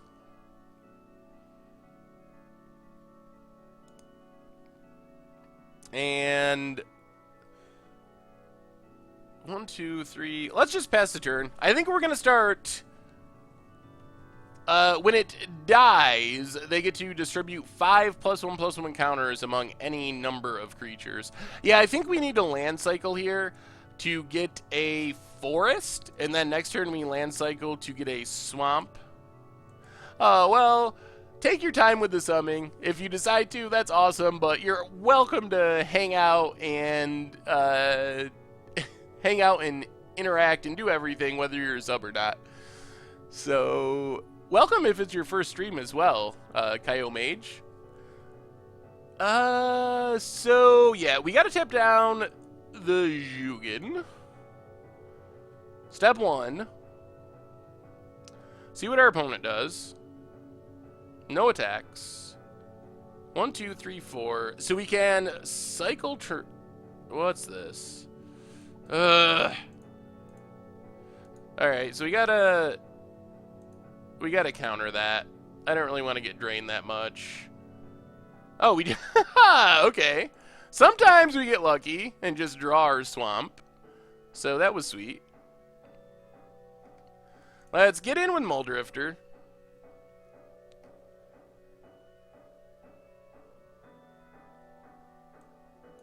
And we're going to get a forest. We get to tap down. We're going to tap this. Can we actually cast anything? 1, 2, 3, 4. Let's just pass. Keep leaving up Traumatic Visions.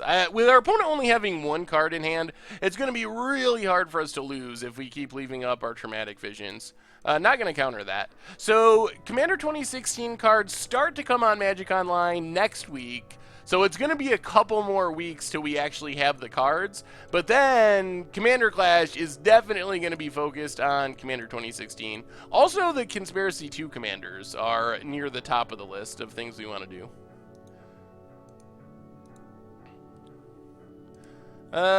So let's cycle this, get an actual forest. Play the forest. 1, 2, 3, 4, 5, 6, 7, 8, 9. And let's just suspend our Ephemeron and pass the turn. Keep playing conservatively. Yeah, I can't wait. It's going to be super awesome to get to play with the new commanders. There's some really sweet cards in the set, so I'm really excited for it.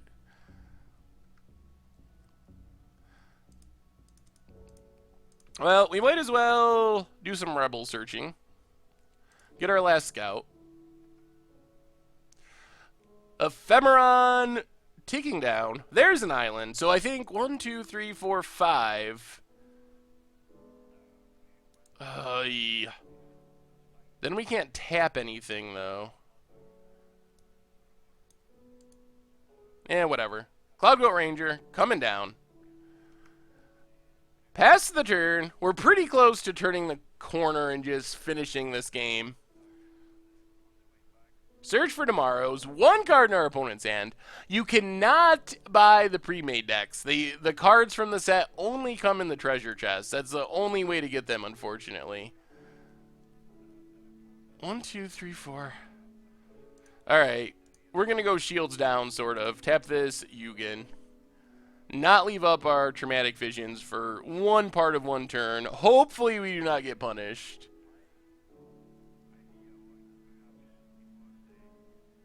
I know, I really like it. And I had never played Commander before I started doing Commander Clash. And I get it now. And I get that it's not that Commander is like this. It's different than any other format. And what makes it great is the ability to like have fun playing it with people you enjoy playing Magic with. So that's what I didn't really understand about Commander, and that I do understand about Commander now. So I do get it now, and I do enjoy it. Like I said, mostly because of who I get to play with. I even have started casting my Commander sometimes. I want to kill our opponent at some point. We don't have enough mana to dismiss her, then counter. So I think we just gotta wait, and in the meantime, just...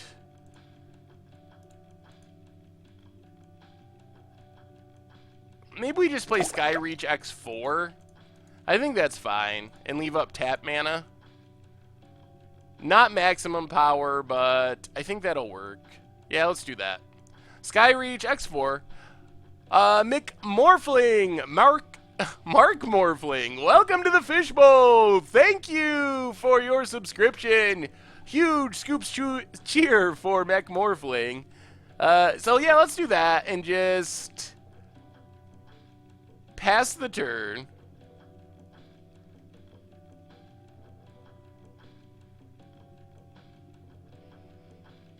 Uh-oh.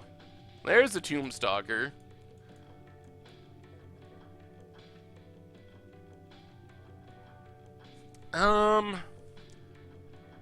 What removal do we have left? We still have our path. Ephemeron's counting down at 2.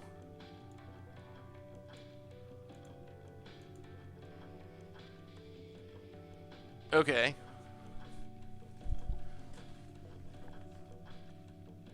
I think we're going to let our opponent attack this turn. They choose not to. Tap down the dragon. I don't think we can literally just kill them yet, though. Ooh, Tribal Flames is good. 1, 2, 3, 4, 5. So just Tribal Flames, Tombstalker. Now we actually get to start attacking a bit. And pass the turn. We still only have 1 green mana. Yeah, we recorded the first Jake episode yesterday. Alright, we're going to blow our Traumatic Visions. Not let our opponent 2-for-1 us. Hopefully we don't get punished. Nope, just a Greater Moss Dog. Tap down the dragon. And I think we pretty much have this locked down now. So we get our 4/4 flyer.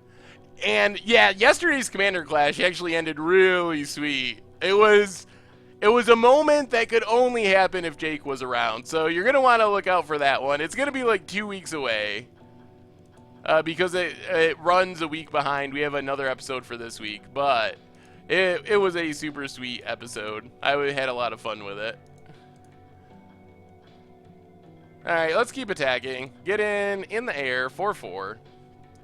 Our opponent is playing way too many Moss Dogs. Oh yeah, I guess we might have been able to win there. Tap, yeah, I think we could have. Oops. Oh well. Like I've said before, why win now when you can win 4 turns from now? You're gonna love it. It's so good. It's so good. The Jake moment is just so good. 10 out of 10. No, Tom is still around. Richard is on vacation for the next 2 weeks. So Richard is unable to do 2 or 3 episodes of Commander Clash. So in the meantime, we are filling in. Jake is filling in. Ooh, alright. Well, let's do it this way. Sarkinvol. And there's the GG's. Sweet.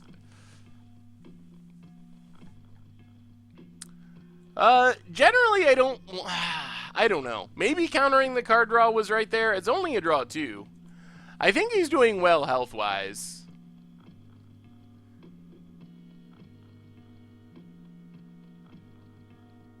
And he's going to be... We're up to 2-0 in our Modern Masters draft.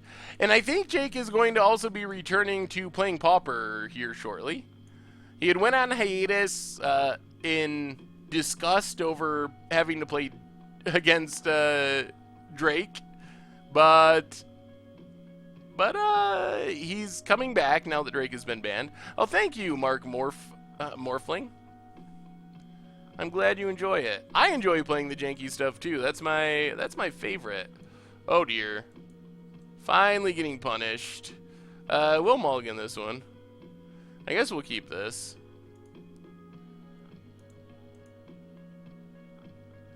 So Forest, go.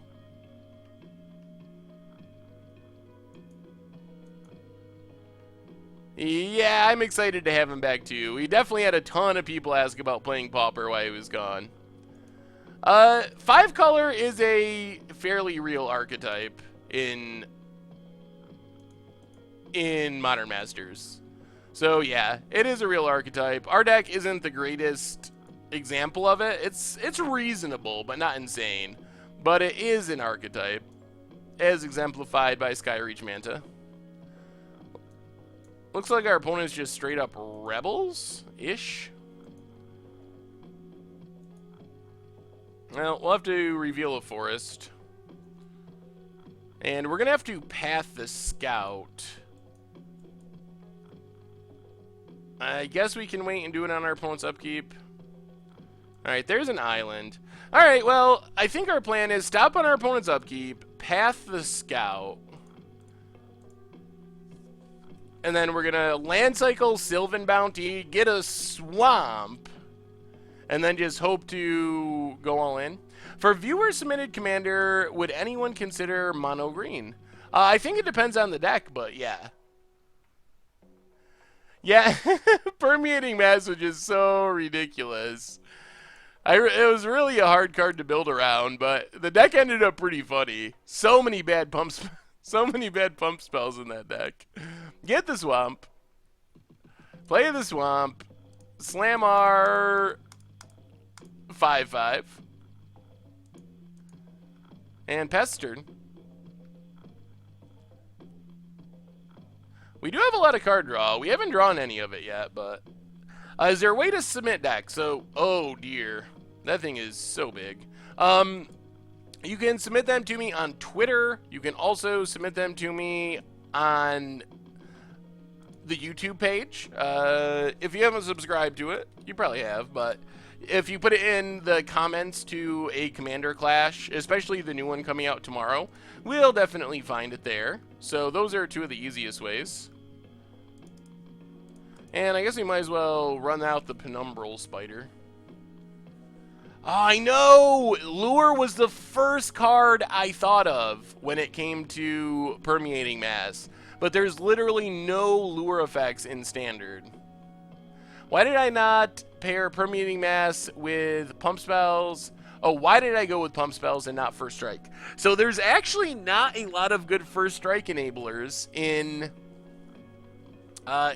standard at the moment. So that was the main reason. Yeah, there would have been tons of cool things to do if it was not combat damage and just any damage, but what can you do?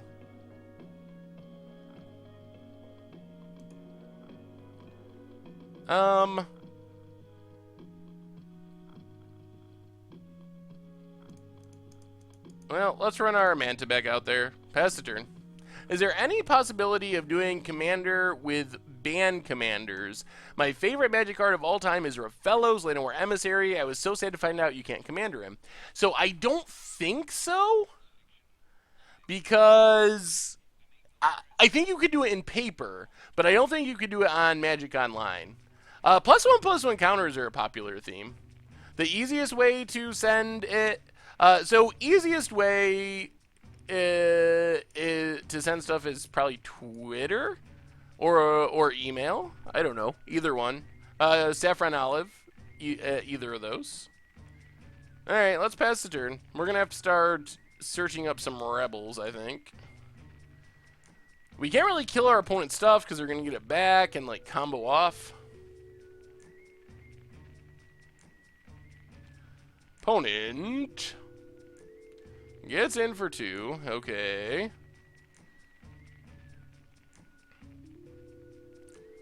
Tide Hollow Sculler, gonna take our Cloud Goat. We gotta find a path to get rid of this Valkyrie. So we pretty much just want to find card draw.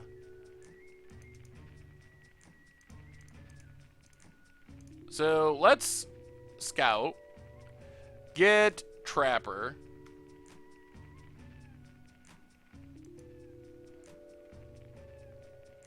And pass the turn.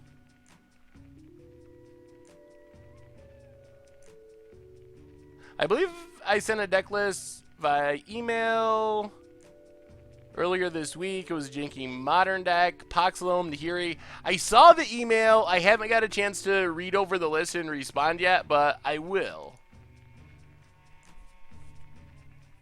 Let's tap down the big flyer. I don't think we want to cast it yet. I mean, we probably will at some point, but not quite yet.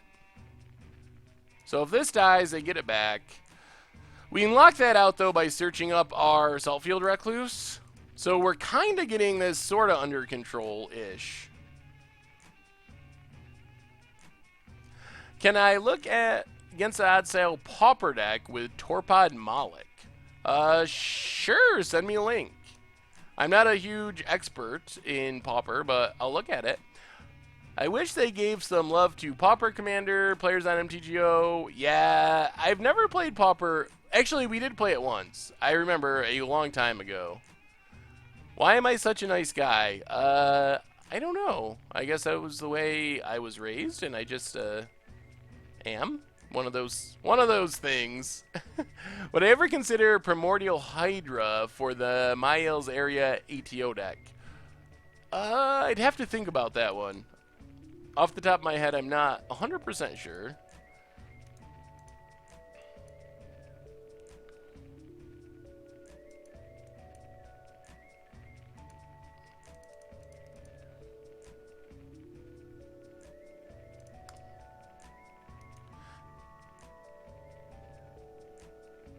Alright, let's kick this Wood Readers. Draw a couple cards. Land? Alright, Vivid Creek. Pass the turn.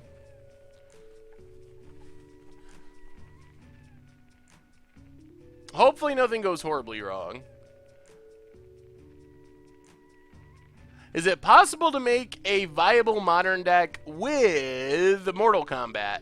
Viable, probably not. Against the odds, most definitely.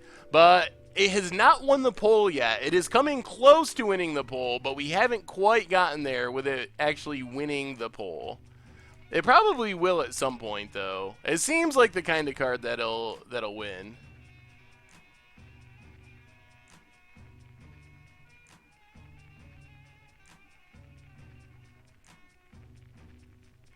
What do we do?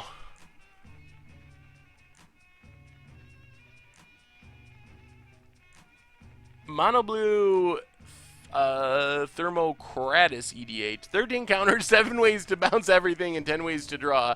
D-Many, that does sound like something I would play. What's our plan here? 1, 2, 3, 4, 5, 6. Well, I guess we can just dismiss her. And dismiss the Angel.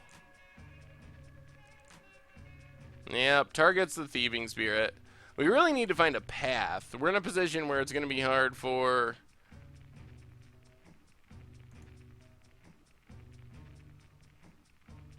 Well, I guess we can just attack and tap down the Spirit. And we get in some damage, at least. Very slowly. Yeah, Mortal Kombat is a really hard one. Part of the problem right now with Mortal Kombat is a lot of people in Modern are playing stuff to fight against Dredge, and that kind of falls right into the same category. Alright, pass the turn. We gotta plan on a long game here, apparently. For the next user-submitted Commander Clash, working on a Nicole Bolas list where you copy Worst Fears Mindslavers. So I will give you a secret. Actually, it's not much of a secret, but Tomer loves Nicole Bolas. So if you send in a sweet Nicole Bolas list, you're probably already like a leg up as far as Tomer is concerned. So I think there's a decent chance that it could get selected just because of that. Alright, let's search out our last rebel. Because, why not? Another island. Play the island. Do some attacking.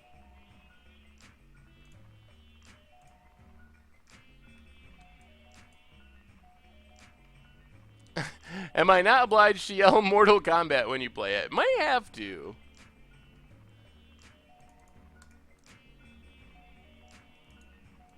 I don't want to tap down. Alright, we're going to pass the turn. This is working. This is working as it is. Rebel without a cause. Thieving Sprite. Okay.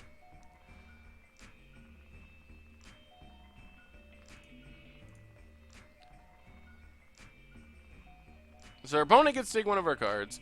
Who's the control guy in our commander class group? I would lean towards Tomer, but it might be me. Probably more Tomer, though. I'm controlling, but janky. Tomer is controlling, but also just like loves card draw in all forms.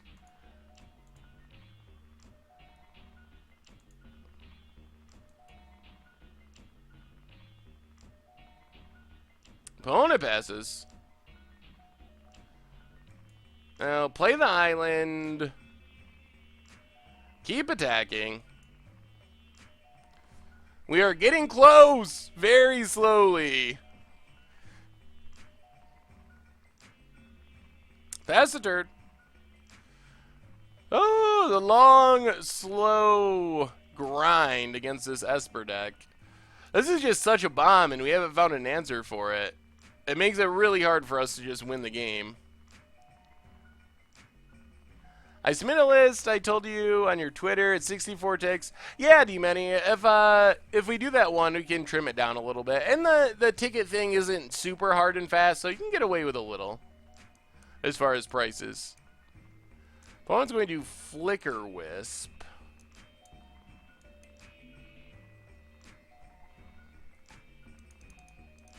Alright. We might regret this, but I'm going to go for the counter here. Yeah, you can submit your Zedru control deck. Definitely. That would be sweet.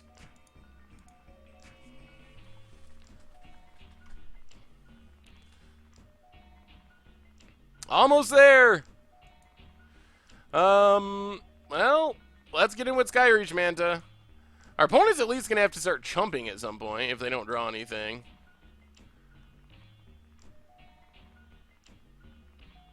Yeah, the Flicker Wisp would have been really bad. Opponent blocks.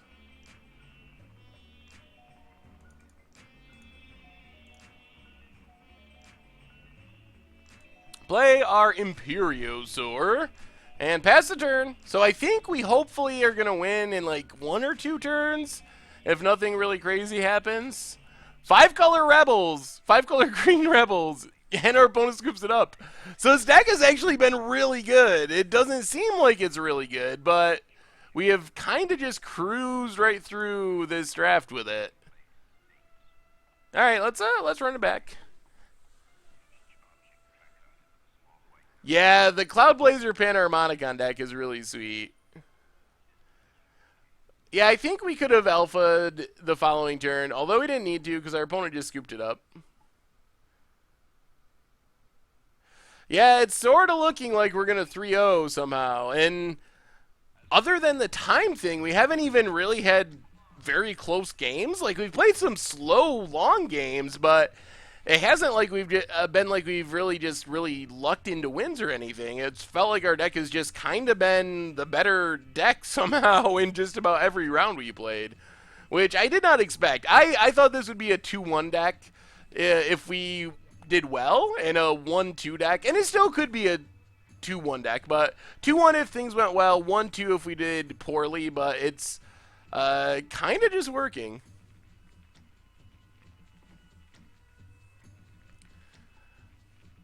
One land spy against the odds in Pauper.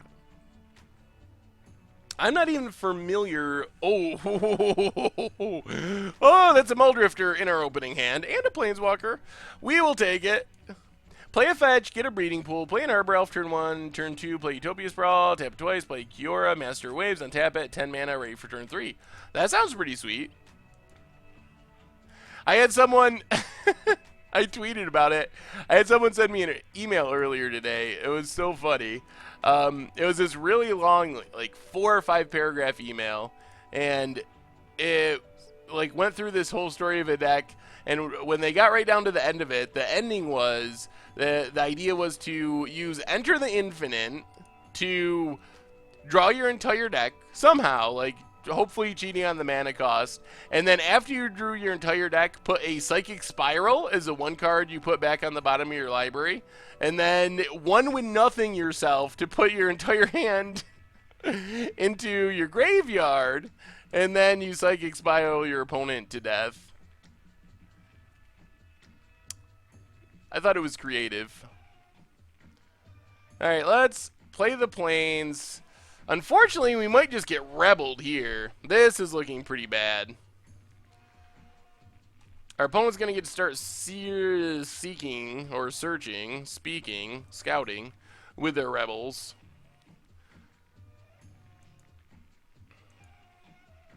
Which is not good for us. Play the Forest. Play Sarkinvol. Oh. Oh, we gotta drain a counter. Alright.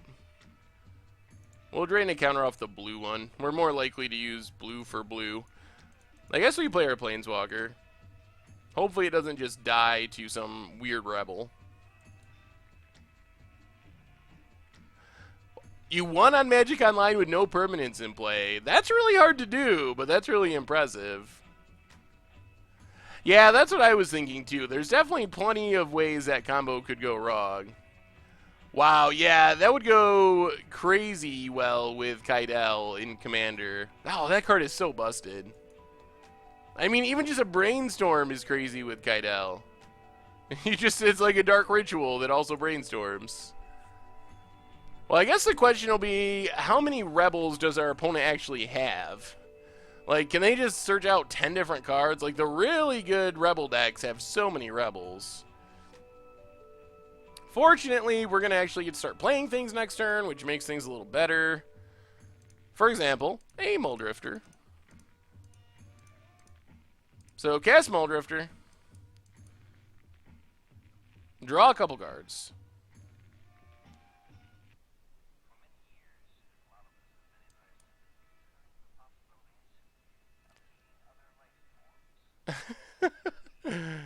Oh, yeah, tapping correctly with a 5-color mana base. Alright, pass the turn. I think we don't attack here and instead try to sort of defend our Planeswalker. Warp World combo. So I assume that's similar to the Great Aurora, but I've never actually played it. Bound in Silence, okay. So looks like our Planeswalker's about to die. But now we just keep drawing cards and maybe taking over the game.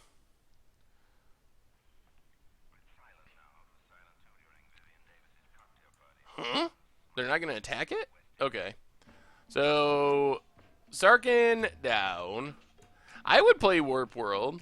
I think that would be a cool deck to try out.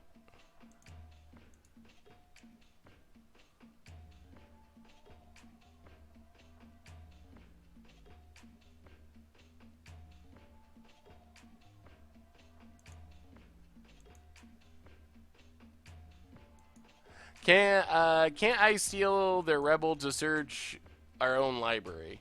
Yeah, I could have done that. Maybe, I think Muldrifter was probably better, though. Opponent passes. We get a land. So...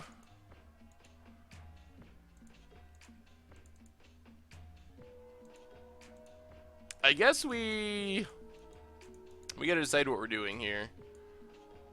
Playing a island.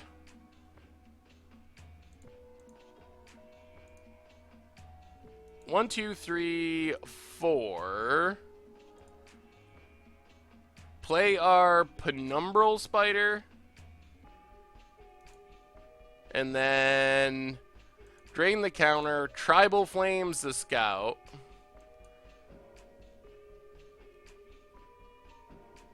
Pass the turn. Oh, yeah, I don't know. I don't know what's going on with the follower thing. I looked at it, and it seems like it's supposed to be normal, but I guess it'll just have to wait until next stream. I'm not really sure why it's not working, and I can't fix it right now, apparently, because I don't even know why it's broken. Opponent gets another Blight Speaker. Okay. 1, 2, 3, 4, 5, 6. We need to kill our opponent. These Blight Speakers are going to get us eventually, and we don't have that much mana? Or removal, rather. 1, 2, 3. I guess we just play a 6-drop. I guess we can play the Wood Readers here. 1, 2, 3, 4, 5, 6. Draw a couple more cards. With Kicker. Have you considered making a Zozu deck? You know how you feel about it?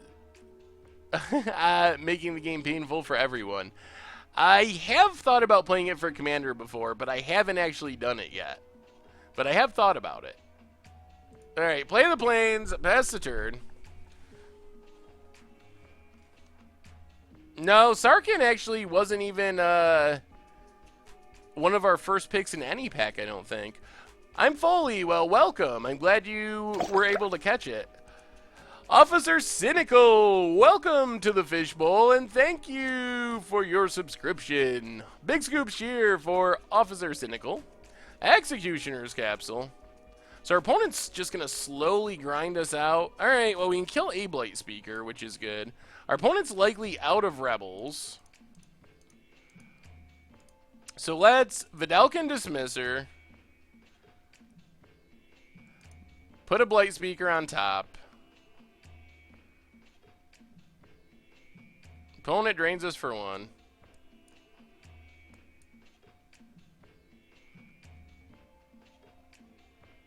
Pass the turn. Actually, let's path right now. And then if they get a land, they're going to shuffle away their Blight Speaker. Or they choose to not get a land. If they shuffle it away, that would be awesome. And then we got rid of both Blight Speakers and all their Rebel Searchers. And then we're just like winning. See if our opponent realizes this. That they actually might have to choose not to get a land. Zozu in Modern could be interesting as well. The thing is in Modern that a lot of decks don't need to play that many lands. That's one of the things I've realized. It's kind of like playing... Oh, they shuffled it away. So we're out from under the Blight Speakers altogether somehow. Our opponent has a million cards in hand, but No Blight Speaker problems. So there's some decks that just don't have to play that many lands, which is the biggest problem. So in those matchups, it just doesn't do anything, and it's hard to make an opponent get a land. There's a couple of ways to do it, but they're very janky. It could work for against odds, but I see some of the same problems as playing a land destruction deck, or similar problems as playing a land destruction deck.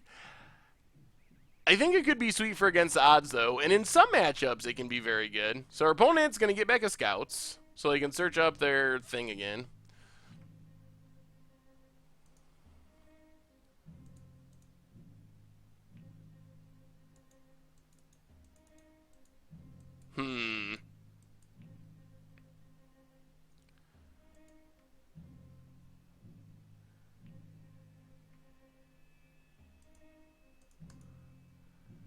I don't know what to do here.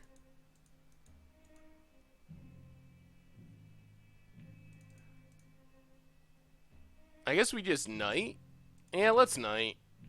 They can replay their Blight Speaker. There are a lot of powerful 1-drops in Modern. That's definitely true. Air Force Flyer, welcome to the Fishbowl, and thank you for your subscription. Oh, dear. Let's give a big scoops cheer for Air Force Flyer 3. So, I think we're out of removal for this Adhikar Valkyrie. That's going to be a problem. I guess a bad time to tap down on counters. So let's tap this Plains, sack this Plains.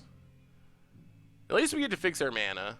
Do we have anything to just kill that? Do we have any outs to this situation? Or are we just... I guess we can get the Tapper eventually. But we don't have that much going on. Oh, this isn't very good. So let's cast this with Kicker.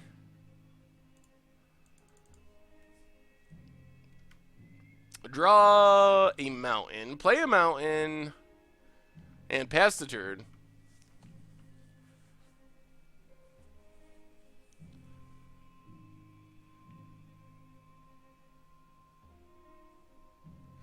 Yeah, 1-drops are pretty expensive. That's definitely true. Yeah, maybe I should have expected that based on the Discolor play. That was a long time ago, though, but I guess it still makes sense. Opponent gets in. Well, I feel like we're losing. Our opponent had a lot of Rebels this game. We didn't really see the Rebel package last game. Our opponent has all the Rebels. Another land. I think our best bet is just to play Skyreach Manta, sack a forest, get a forest, and play Spider, pass the turn. Hey, good pants. After this match is over, we're going to do a game of Momir. So there will be Momir going on, probably one game to close out the stream tonight. They still have Rebels to get? Or are they just getting that one pinger that was shuffled in? Our opponent's deck's actually pretty good. I don't know why our opponent... I don't know why our opponent is splashing blue. Seems unnecessary unless they're just short of playables. Alright, well, we learned a good lesson that we will want to leave up counters against this. We might have been able to play second Manta. Oh, I don't know. Is the Valkyrie trigger? It hasn't actually happened yet. Our opponents just had the threat of it out there, but they haven't actually activated it. Or nothing's come back from the graveyard yet. What do I think of Skred Red winning GP Dallas? It's pretty sweet. I think Skred is a really cool deck. So it's cool to see it do well. I mean, Blood Moon is really good. It's really powerful in Modern. So I think that's probably one of the biggest reasons why, is just Blood Moon's an absurd card. So you can email it to me if you're trying to submit a deck. Saffronolive at mtggoldfish.com. You can also post it on the YouTube channel.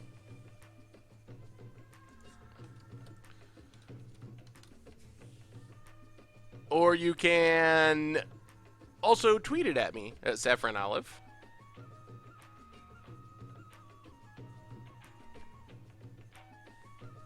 So one more game to finish off, hopefully with a 3-0 in our Modern Masters draft.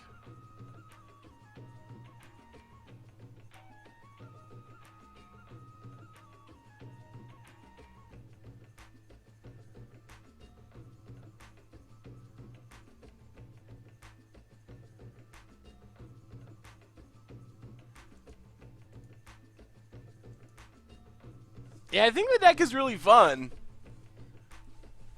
I'm pretty happy with it. I think it could have been better, but it's still pretty sweet. So let's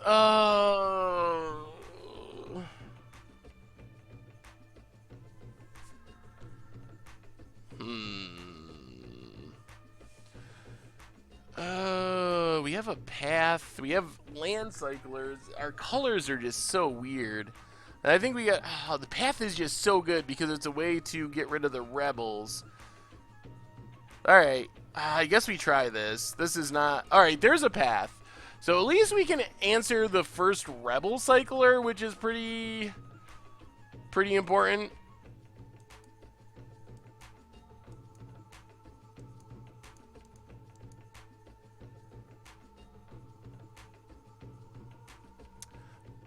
So, planes go. Opponent has the Executioner's Capsule. Forests go. I don't know about this hand. I don't know if it's going to be good enough. We're 2-0, and we're 1-1 in this round. Hey, more islands. Well, we're going to play Recluse. If our opponent wants to use their capsule to kill Recluse, that's fine. Could be way... we're going to have better targets than that as the game goes along, so they might not want to kill it. Well, there's Skyreach Manta. Let's get in with our Recluse. Does this kill artifacts? Yeah, just non-black. Alright, Pestern. Opponent plays land. I have no idea what's going on in our opponent's hand. Play an island. Get in with a Recluse.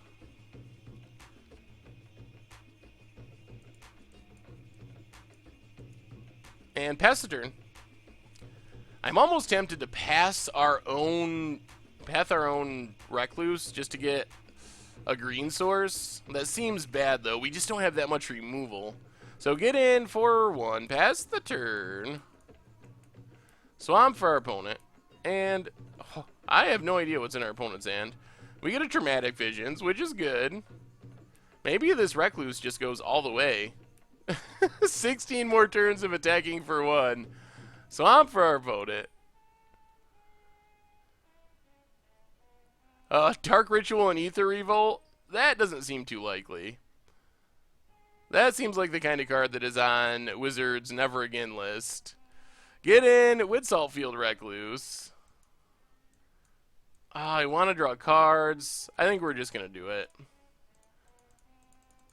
Draw a couple cards with Artwood Readers. Yeah, I don't know what our opponent kept. It is very confusing. After seeing all those rebels, that our opponent would just have nothing for this long.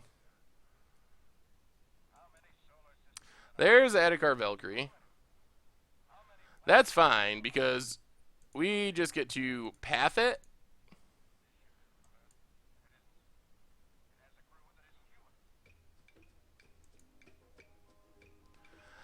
We got a lot of crazy stuff, but it's a phantom draft, so we don't actually get to keep it.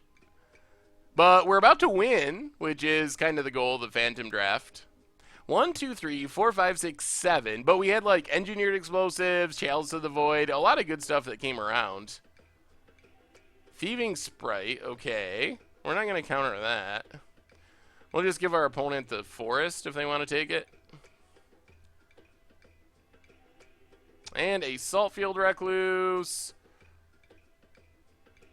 Okay. Plays land. Down to 3 cards.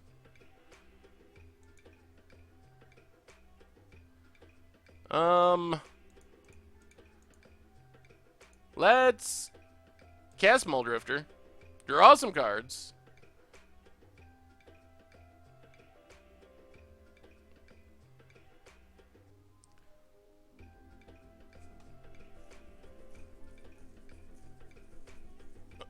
Oh, Black Artifact Hate? That's another thing that we don't really see.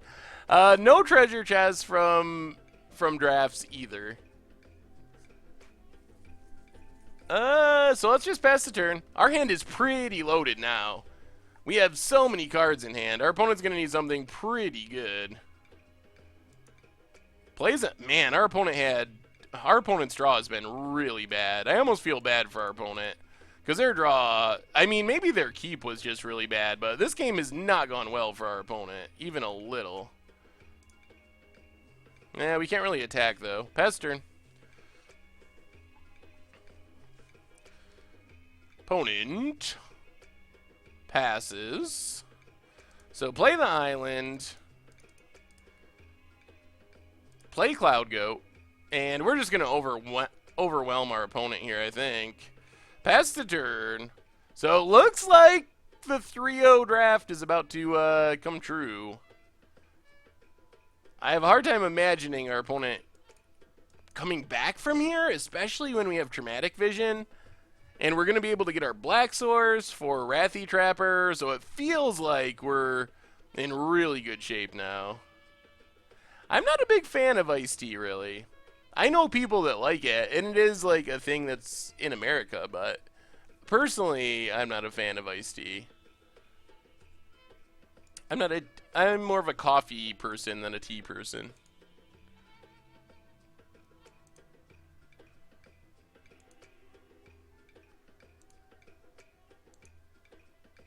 If I could pick just one Commander 2016, which deck would I pick? I think the Artifact one. I don't remember the name of it, but the one with Brea. I also really like the Cascade Commander, but I think the Brea one is the best if you can just buy one for a bunch of reasons. Haven't done the math, but doesn't replacing play points with boosters and chests raise their EV by a decent bit? Seems like a pretty good increase in prize support, with the chest being rewarded as well. I think it depends on the boosters.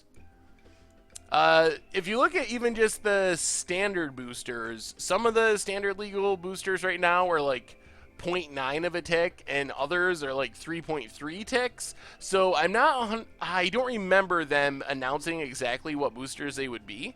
I'm kind of guessing it can be like any booster in standard, or maybe any booster period, and that would make it a little more questionable. Opponent has Flicker Wisp. Okay, we're not going to counter Flicker Wisp. Going after the Thieving Sprite. Gets it back. Alright, let's sack a forest. Get a Vivid Marsh. And we'll let our opponent take the Imperiosaur, I think.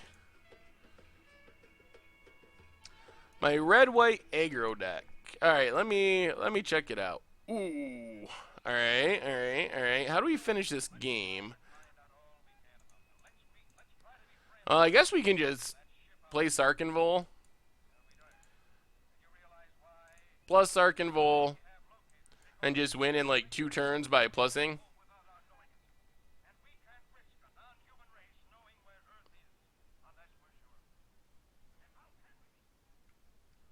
That's fine.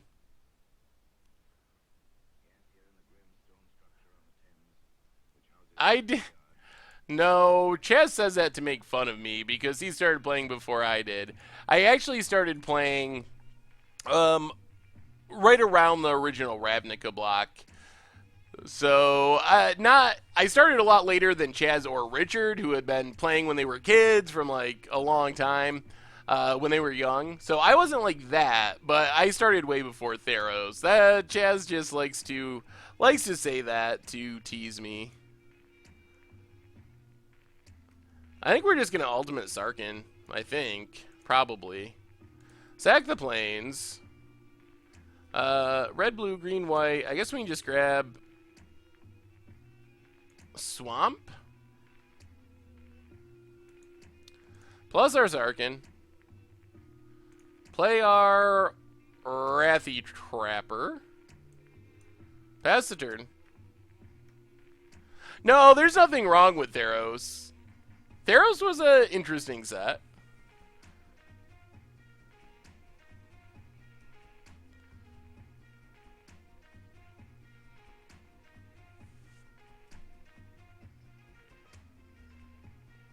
Alright, there goes our Saltfield Recluse. I started playing again around Ravnica as well. Played from 3rd to about Stronghold. Okay, yeah, see, I didn't play back when I was a kid, so...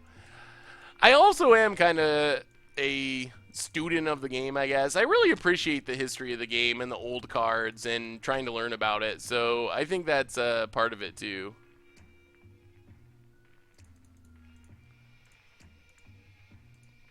Yeah, let's counter that. And this should be game over, I think. Yeah, the gods are sweet. I expect that we'll get more gods in Amonkhet.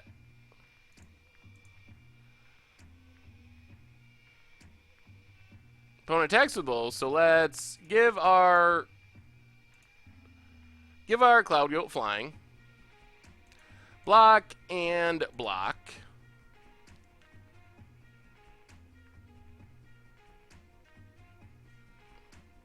Opponent trims down our Muldrifter. Plays a Scout. Well, 1, 2, 3, 4, 5, 6.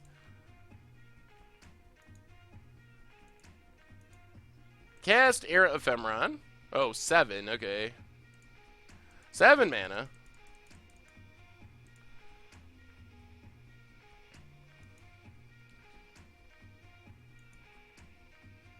Can we just win? Opponent has 2 blockers. We attack with everything. Opponent takes 5, 6, 7, 8, 9. I think we just win if we attack, right? Hopefully. I think. Especially since we have Tribal Flames in hand. Opponent blocks.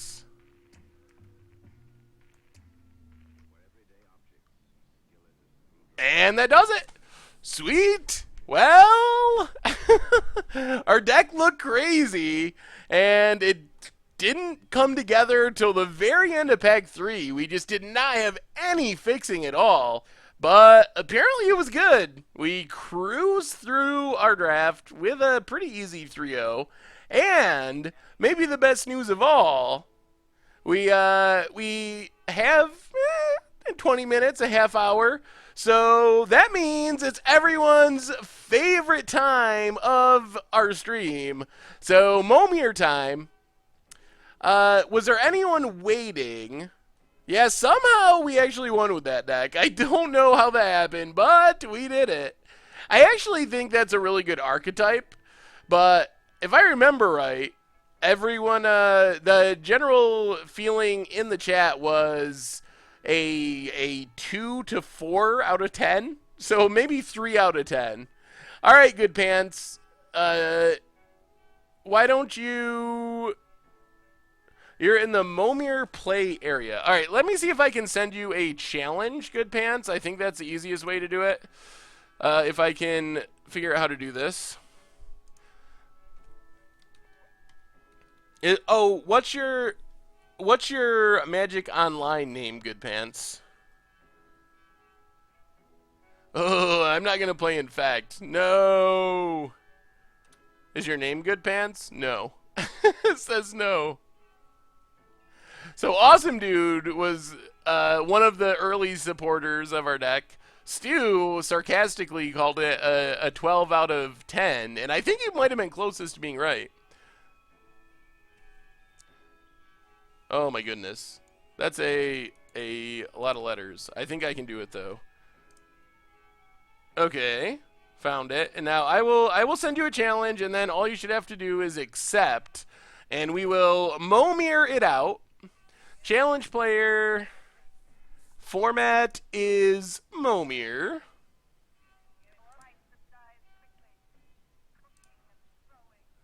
I don't know why it requires skill level. All right. Challenge is sent. Let me pull up the Momir overlay, see what Magic's most random format has for us today.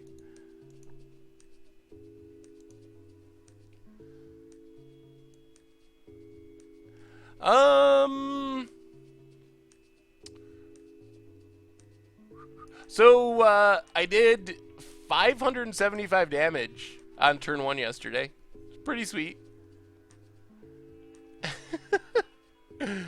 And it's on video. It's going to be coming, so you'll get to see a video of it.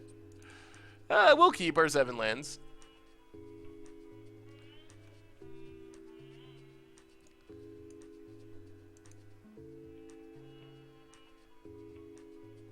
I do not have waste in my list. I figure that the odds of hitting those cards are low enough that it doesn't really matter. That's my feelings about playing a waste.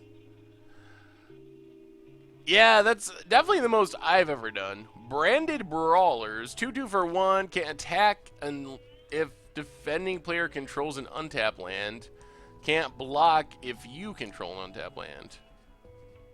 Huh. That's not that bad. Except I can just pass my turn here and it does nothing. It was not an infinite combo. No infinite combo. It was done with creatures. It was all combat damage with creatures. And it happened on turn 1. It was in Legacy, to be fair.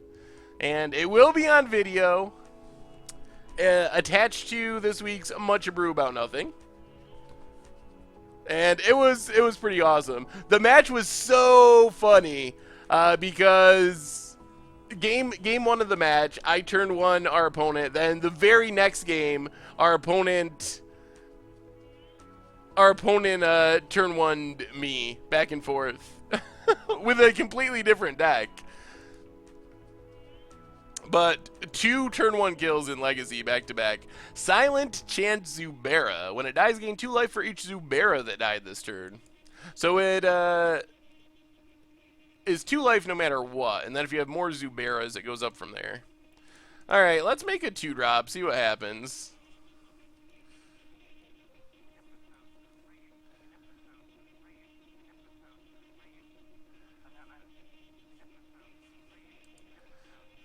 And we get a Key Underling. As long as it has 7 more cards in hand, gets +2/+1 and has first strike. Yes, there's someone, they might be in the chat, that is always messaging me to do Zubera Rally the Ancestors for Against the Odds.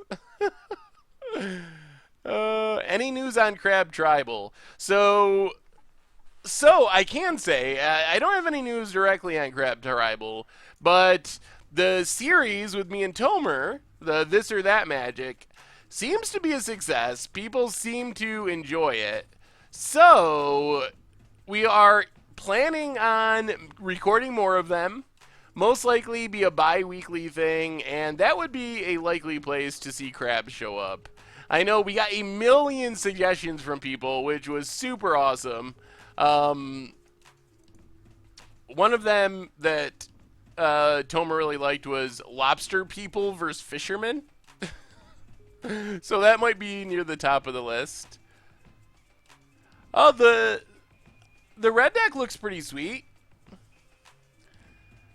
Nice and cheap. I like the idea of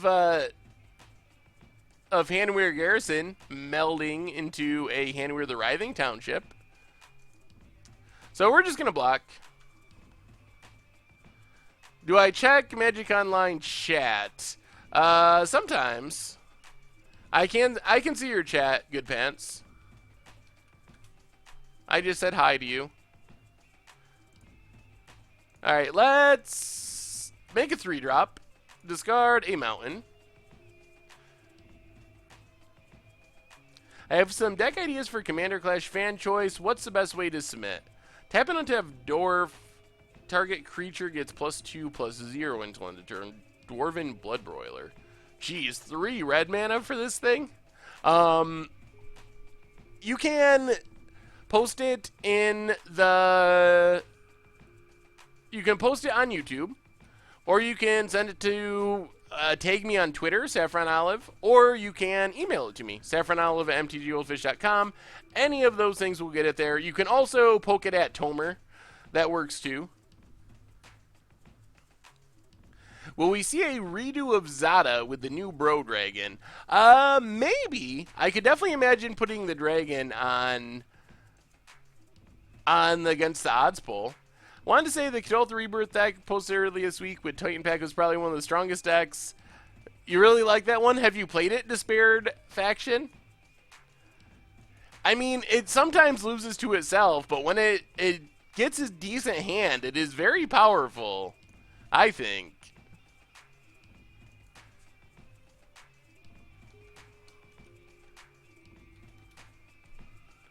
Opponent, Ancient Spider, 2/5, first strike and reach.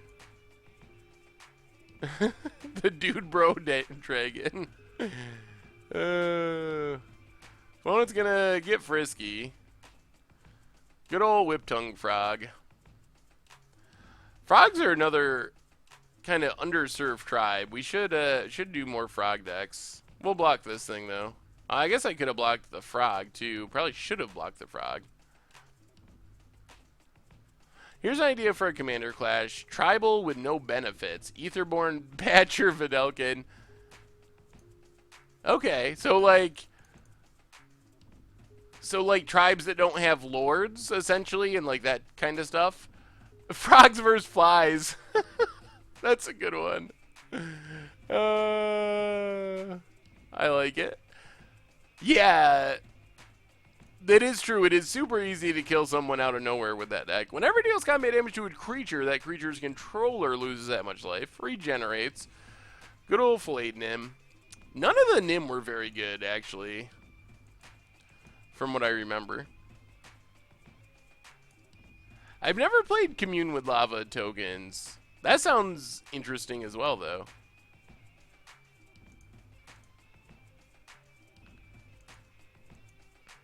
Yep, we got to pass. Tree Folks vs. Lumberjacks is a good one. I recently got back into the standard, attended 2 FNMs, which were really fun, but really far from my house. Thinking about starting an MTGO collection instead of being able to play more. Any thoughts of which one I should stick with, paper or online? So, if you have to drive a really long way to play in paper and stuff, that would be something that would push me towards playing Magic Online. So that's, I guess that would depend on your exact situation. If you're at a point where you're driving super far and then eventually not being able to make it to places to play in paper because it's such a long drive or stuff like that, then Magic Online is a really good option. I think Magic Online is a great option anyway to supplement playing in paper, even if you have a good local game store that's close to your house and a play group and stuff. It's definitely beneficial. Jeez, really? An 0-4 for 5? That's the best you can do? Ugh. Okay. Sure. So I think that it could be a good option. Standard Combo Brew, eh? Karn vs. Phyrexia. Well, thank you, Crow.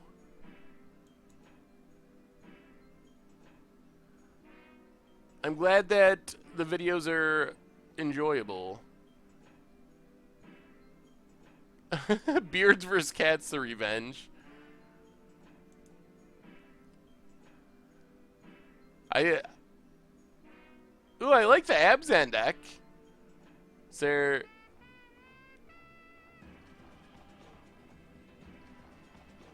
Cryptolithrites, I like it. It looks solid. Lots of good cards. Rats vs. Squirrels. Are rats and squirrels enemies, though? Beards vs. Mustaches. That one seems hard, but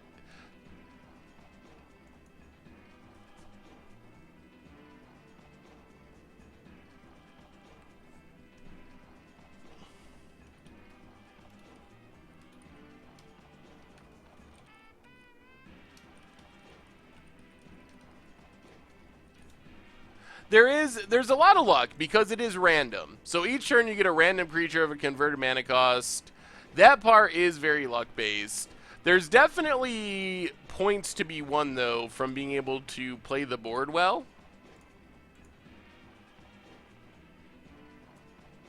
Prevent the next 1 damage that would be out to target creature or player this turn. Wait, what does this do?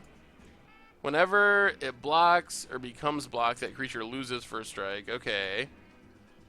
So I think we can kill this thing here.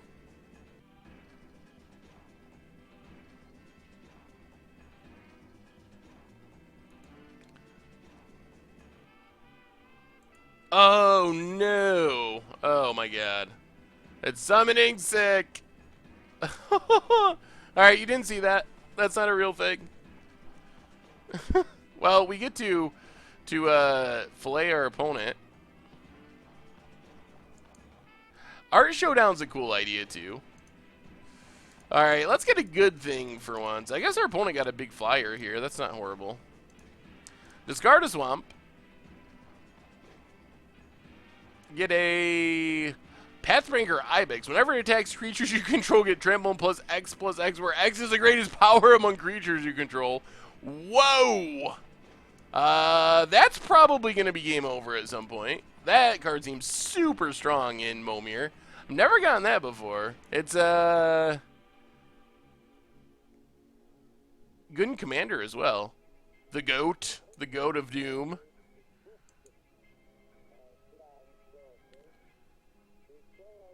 The first strike thing, I think, was the problem. Oh, I guess we could have done it afterwards. Yeah, you're right. For some reason, I was thinking that this was not summoning sick, and I was just going to prevent the damage and kill it, but... and then after that happened, I just kind of gave up on it. Which wasn't ideal. What's my thoughts on a tap-down deck, Topplgeist, Deadlock Trap, Elder Deep Fiend? A lot of those cards are decent. I like Deadlock Trap, and Elder Deep Fiend's really good. Topplgeist is challenging because we haven't seen many white decks that are good at getting Delirium. But it could be powerful if you can constantly have Delirium. Ugh, Trained Org. So bad. On the other hand, it does mean we get to go trampling. Only +6/+6 in trample. Jeez, that card is so good.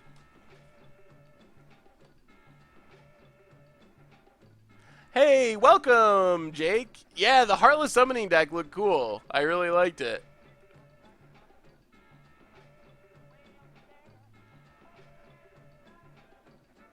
So, opponent does some jumping.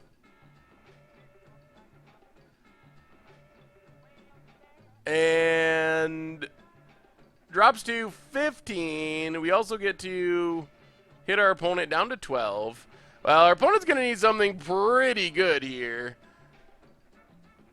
I mean, Trained Org is really bad, but the fact that it pumps all of our stuff because of that Pathbreaker thing is very good. Yeah, it seems very likely. Unless our opponent can get something that kills our stuff. Yeah, the Ibex, the Goat, oh my goodness.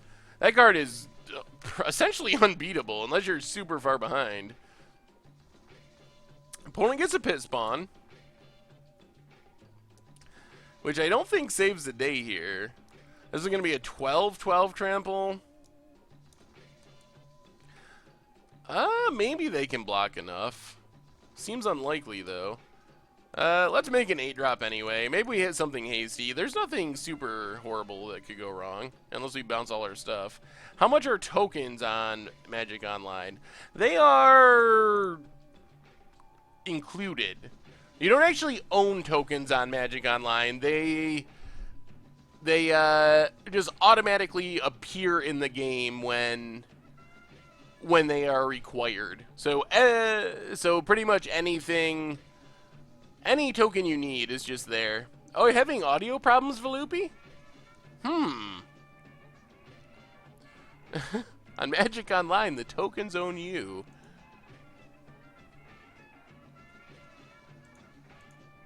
Alright, we'll keep, I think. Did it not have Defender? For some reason, I thought it had Defender, but I could just be wrong. There's a Swamp for our opponent. That is also true. That's always funny because tokens that are not foil in paper are foil on Magic Online if they're produced by a foil card. I don't know. We're missing our blue mana. Opponent, prevent all combat damage that will be dealt by target. Dealt this turn by target attacking creature with flying. Okay. Pass the turn. Mold Esper.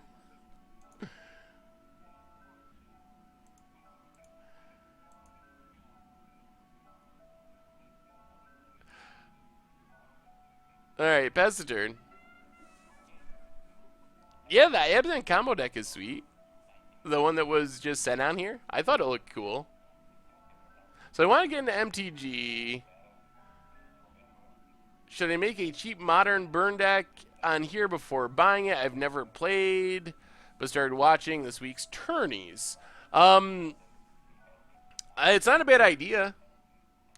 You can probably buy a budget-friendly burn deck that won't be all the cards you would want to play in an actual tournament, but if you've never played it before, I think it would be close enough that it would be beneficial and would help you like learn how the archetype works and some of the lines. So I think that it would be beneficial. Zulaport Cutthroat. Okay. Kind of reasonable. I guess as far as 2-drops go, it's not horrible.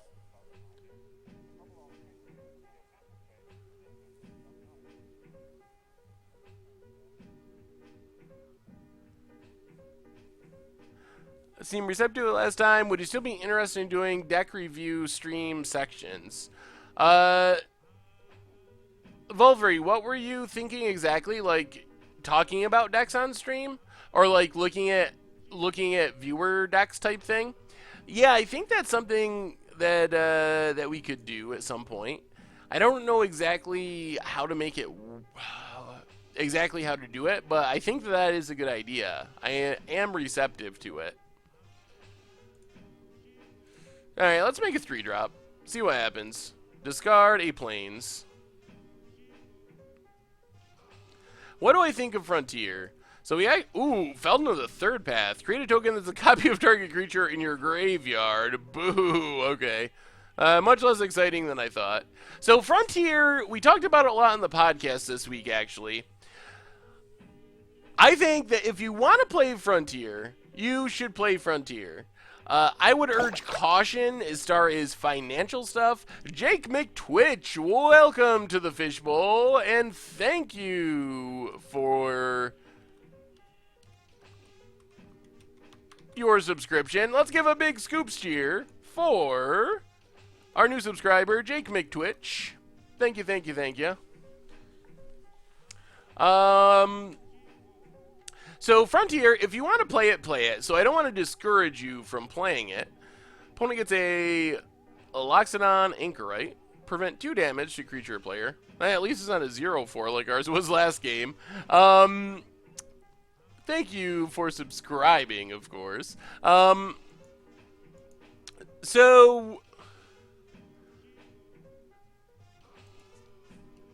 So Frontier, if you're interested in it, go with it. It doesn't appeal too much to me. I think the card pool is a bit smaller than I would like. And I think, I'm not sure... Ooh, jeez. Sack to return 2 creatures to their owner's hand? That is insane in Momir. I've never got that before. So, and I don't know what problems it solves over the long term. If the idea is you can play your cards for a little longer, that works for now, but 5 years from now, it's going to be just like Modern, where you have cards that have risen to the top, cards that are more expensive, and then you're going to have to just like start a new format, I guess, again, and have another one. So I'm wondering if what people really want is a rotating format, something that's 4 years, 5 years, something like that. I almost wonder if that's more of what people are looking for, where where your card pool is relatively small, but it also changes because 10 years from now, uh, Frontier is going to have the same exact issues as Modern. But if you brought back something like Extended or something similar, that might be the solution that people are looking for. So I don't know. I know people hated Extended towards the end. That was very unpopular.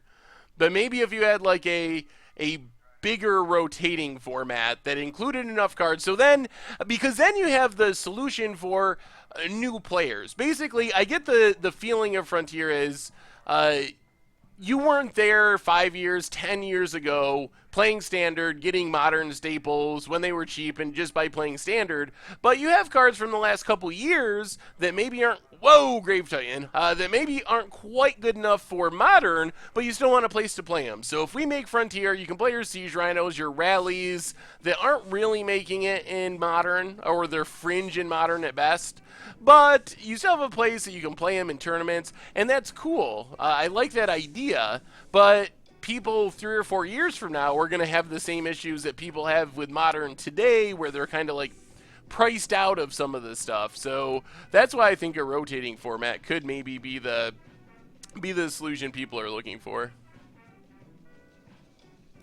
Well, we need to sack this. Get rid of Grave Titan. Get rid of, I guess, the Nomad. And Drain with our Zulaport Cutthroat. We're going to need to hit a bomb, though. I still feel like we're pretty far behind on board here. The draft went awesome. We cruised to a 3-0. Oh, no. Capricious Efreet. Beginning your upkeep, choose target non-land permanent you control and 2 non-land permanents you don't control. Destroy 1 at random. This actually might be really good. I've never had Capricious Efreet in Momir either. It says you can only do it. It says you can only do it on your upkeep. As part of Avon Augur's wording, you can only activate it on your upkeep.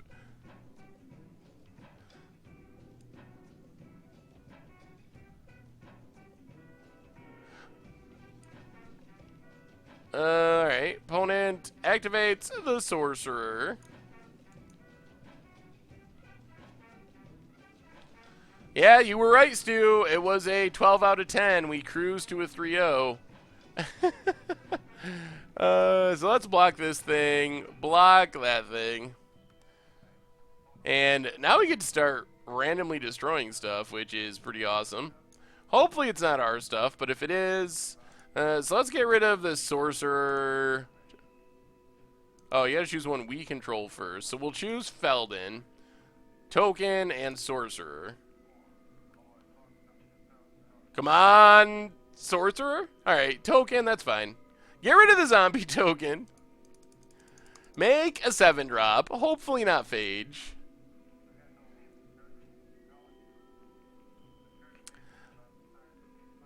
Commander is a pretty sweet format too. Jeez, we have all the removal. I've never. Oh, we should have attacked there. 100% should have attacked there.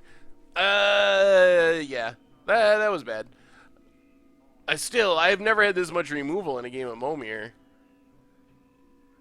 It is pretty sweet that you get that Tutelage lives again. Tutelage is one of the cards I was saddest to see rotate. I think sometime I want to go through Budget Magic lists and see the cards that I've played the most. And I wouldn't be surprised to find out that that is near the top, especially as far as cards that were actually built around. I'm sure like Negate or something has probably shown up in the most decks overall. But I think that I built the most decks around that probably.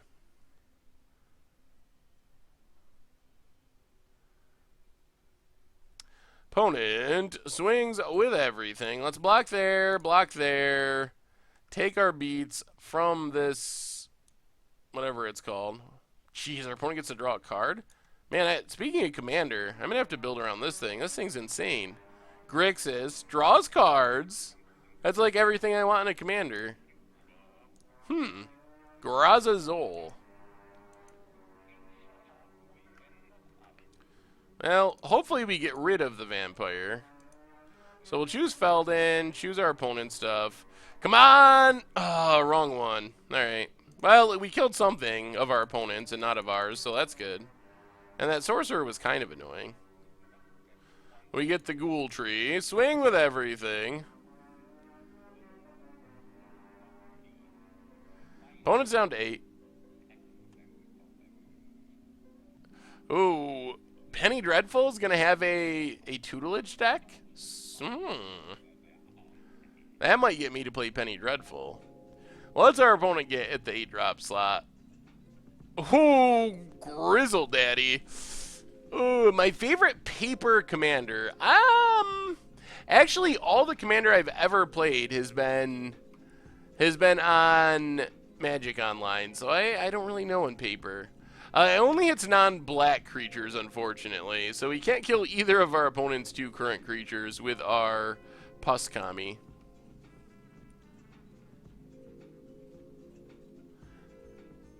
Eldrazi versus Baywatch and Friends? Ugh.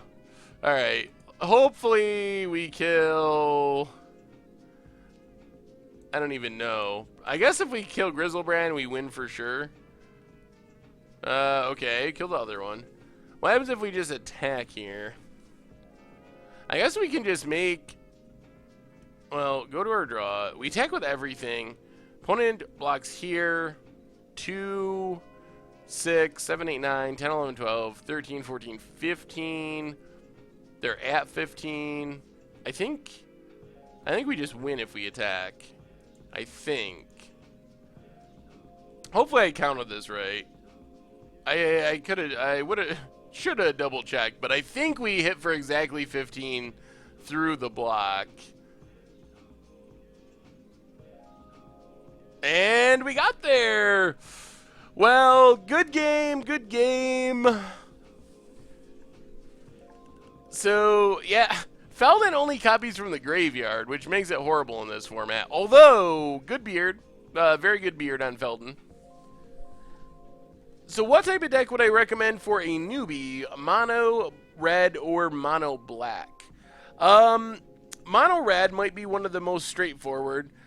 Good game, good pants. Thanks for taking the time to play. Welcome to the Momir world on Magic Online. I think mono red is probably a good starting point. 2 opposing Super Friends decks is a good idea for the series. If the next box is a return to a previously created plane, which plane would I pick?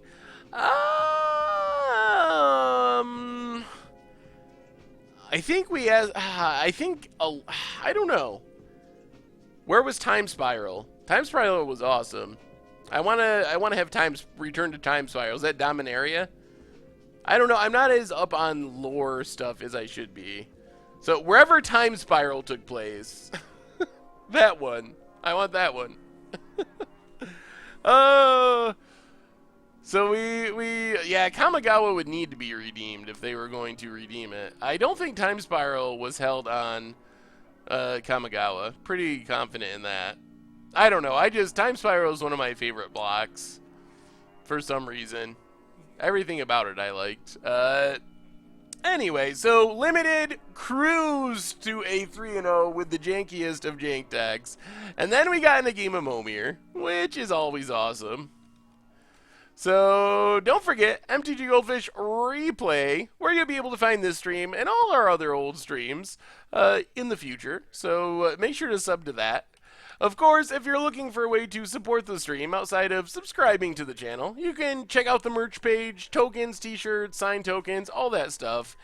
And our stream sponsor, Wizardry Foundry, special Goldfish collection including the Grimoire Artificer, inspired by Urza and other artificers. Use the coupon code MTGGoldfish1, or N1 rather, to get 10% off your deck box or your order. So anyway, thanks everyone. Have an awesome weekend. The draft was sweet. We went 3-0. We cruised through it. We will be back Tuesday with another one. In the meantime, check the site for all the usual stuff. The 575 damage video will be going up over the weekend. Articles, Commander Clash. So you are all are super awesome. Thanks for hanging out, and I will talk to you soon.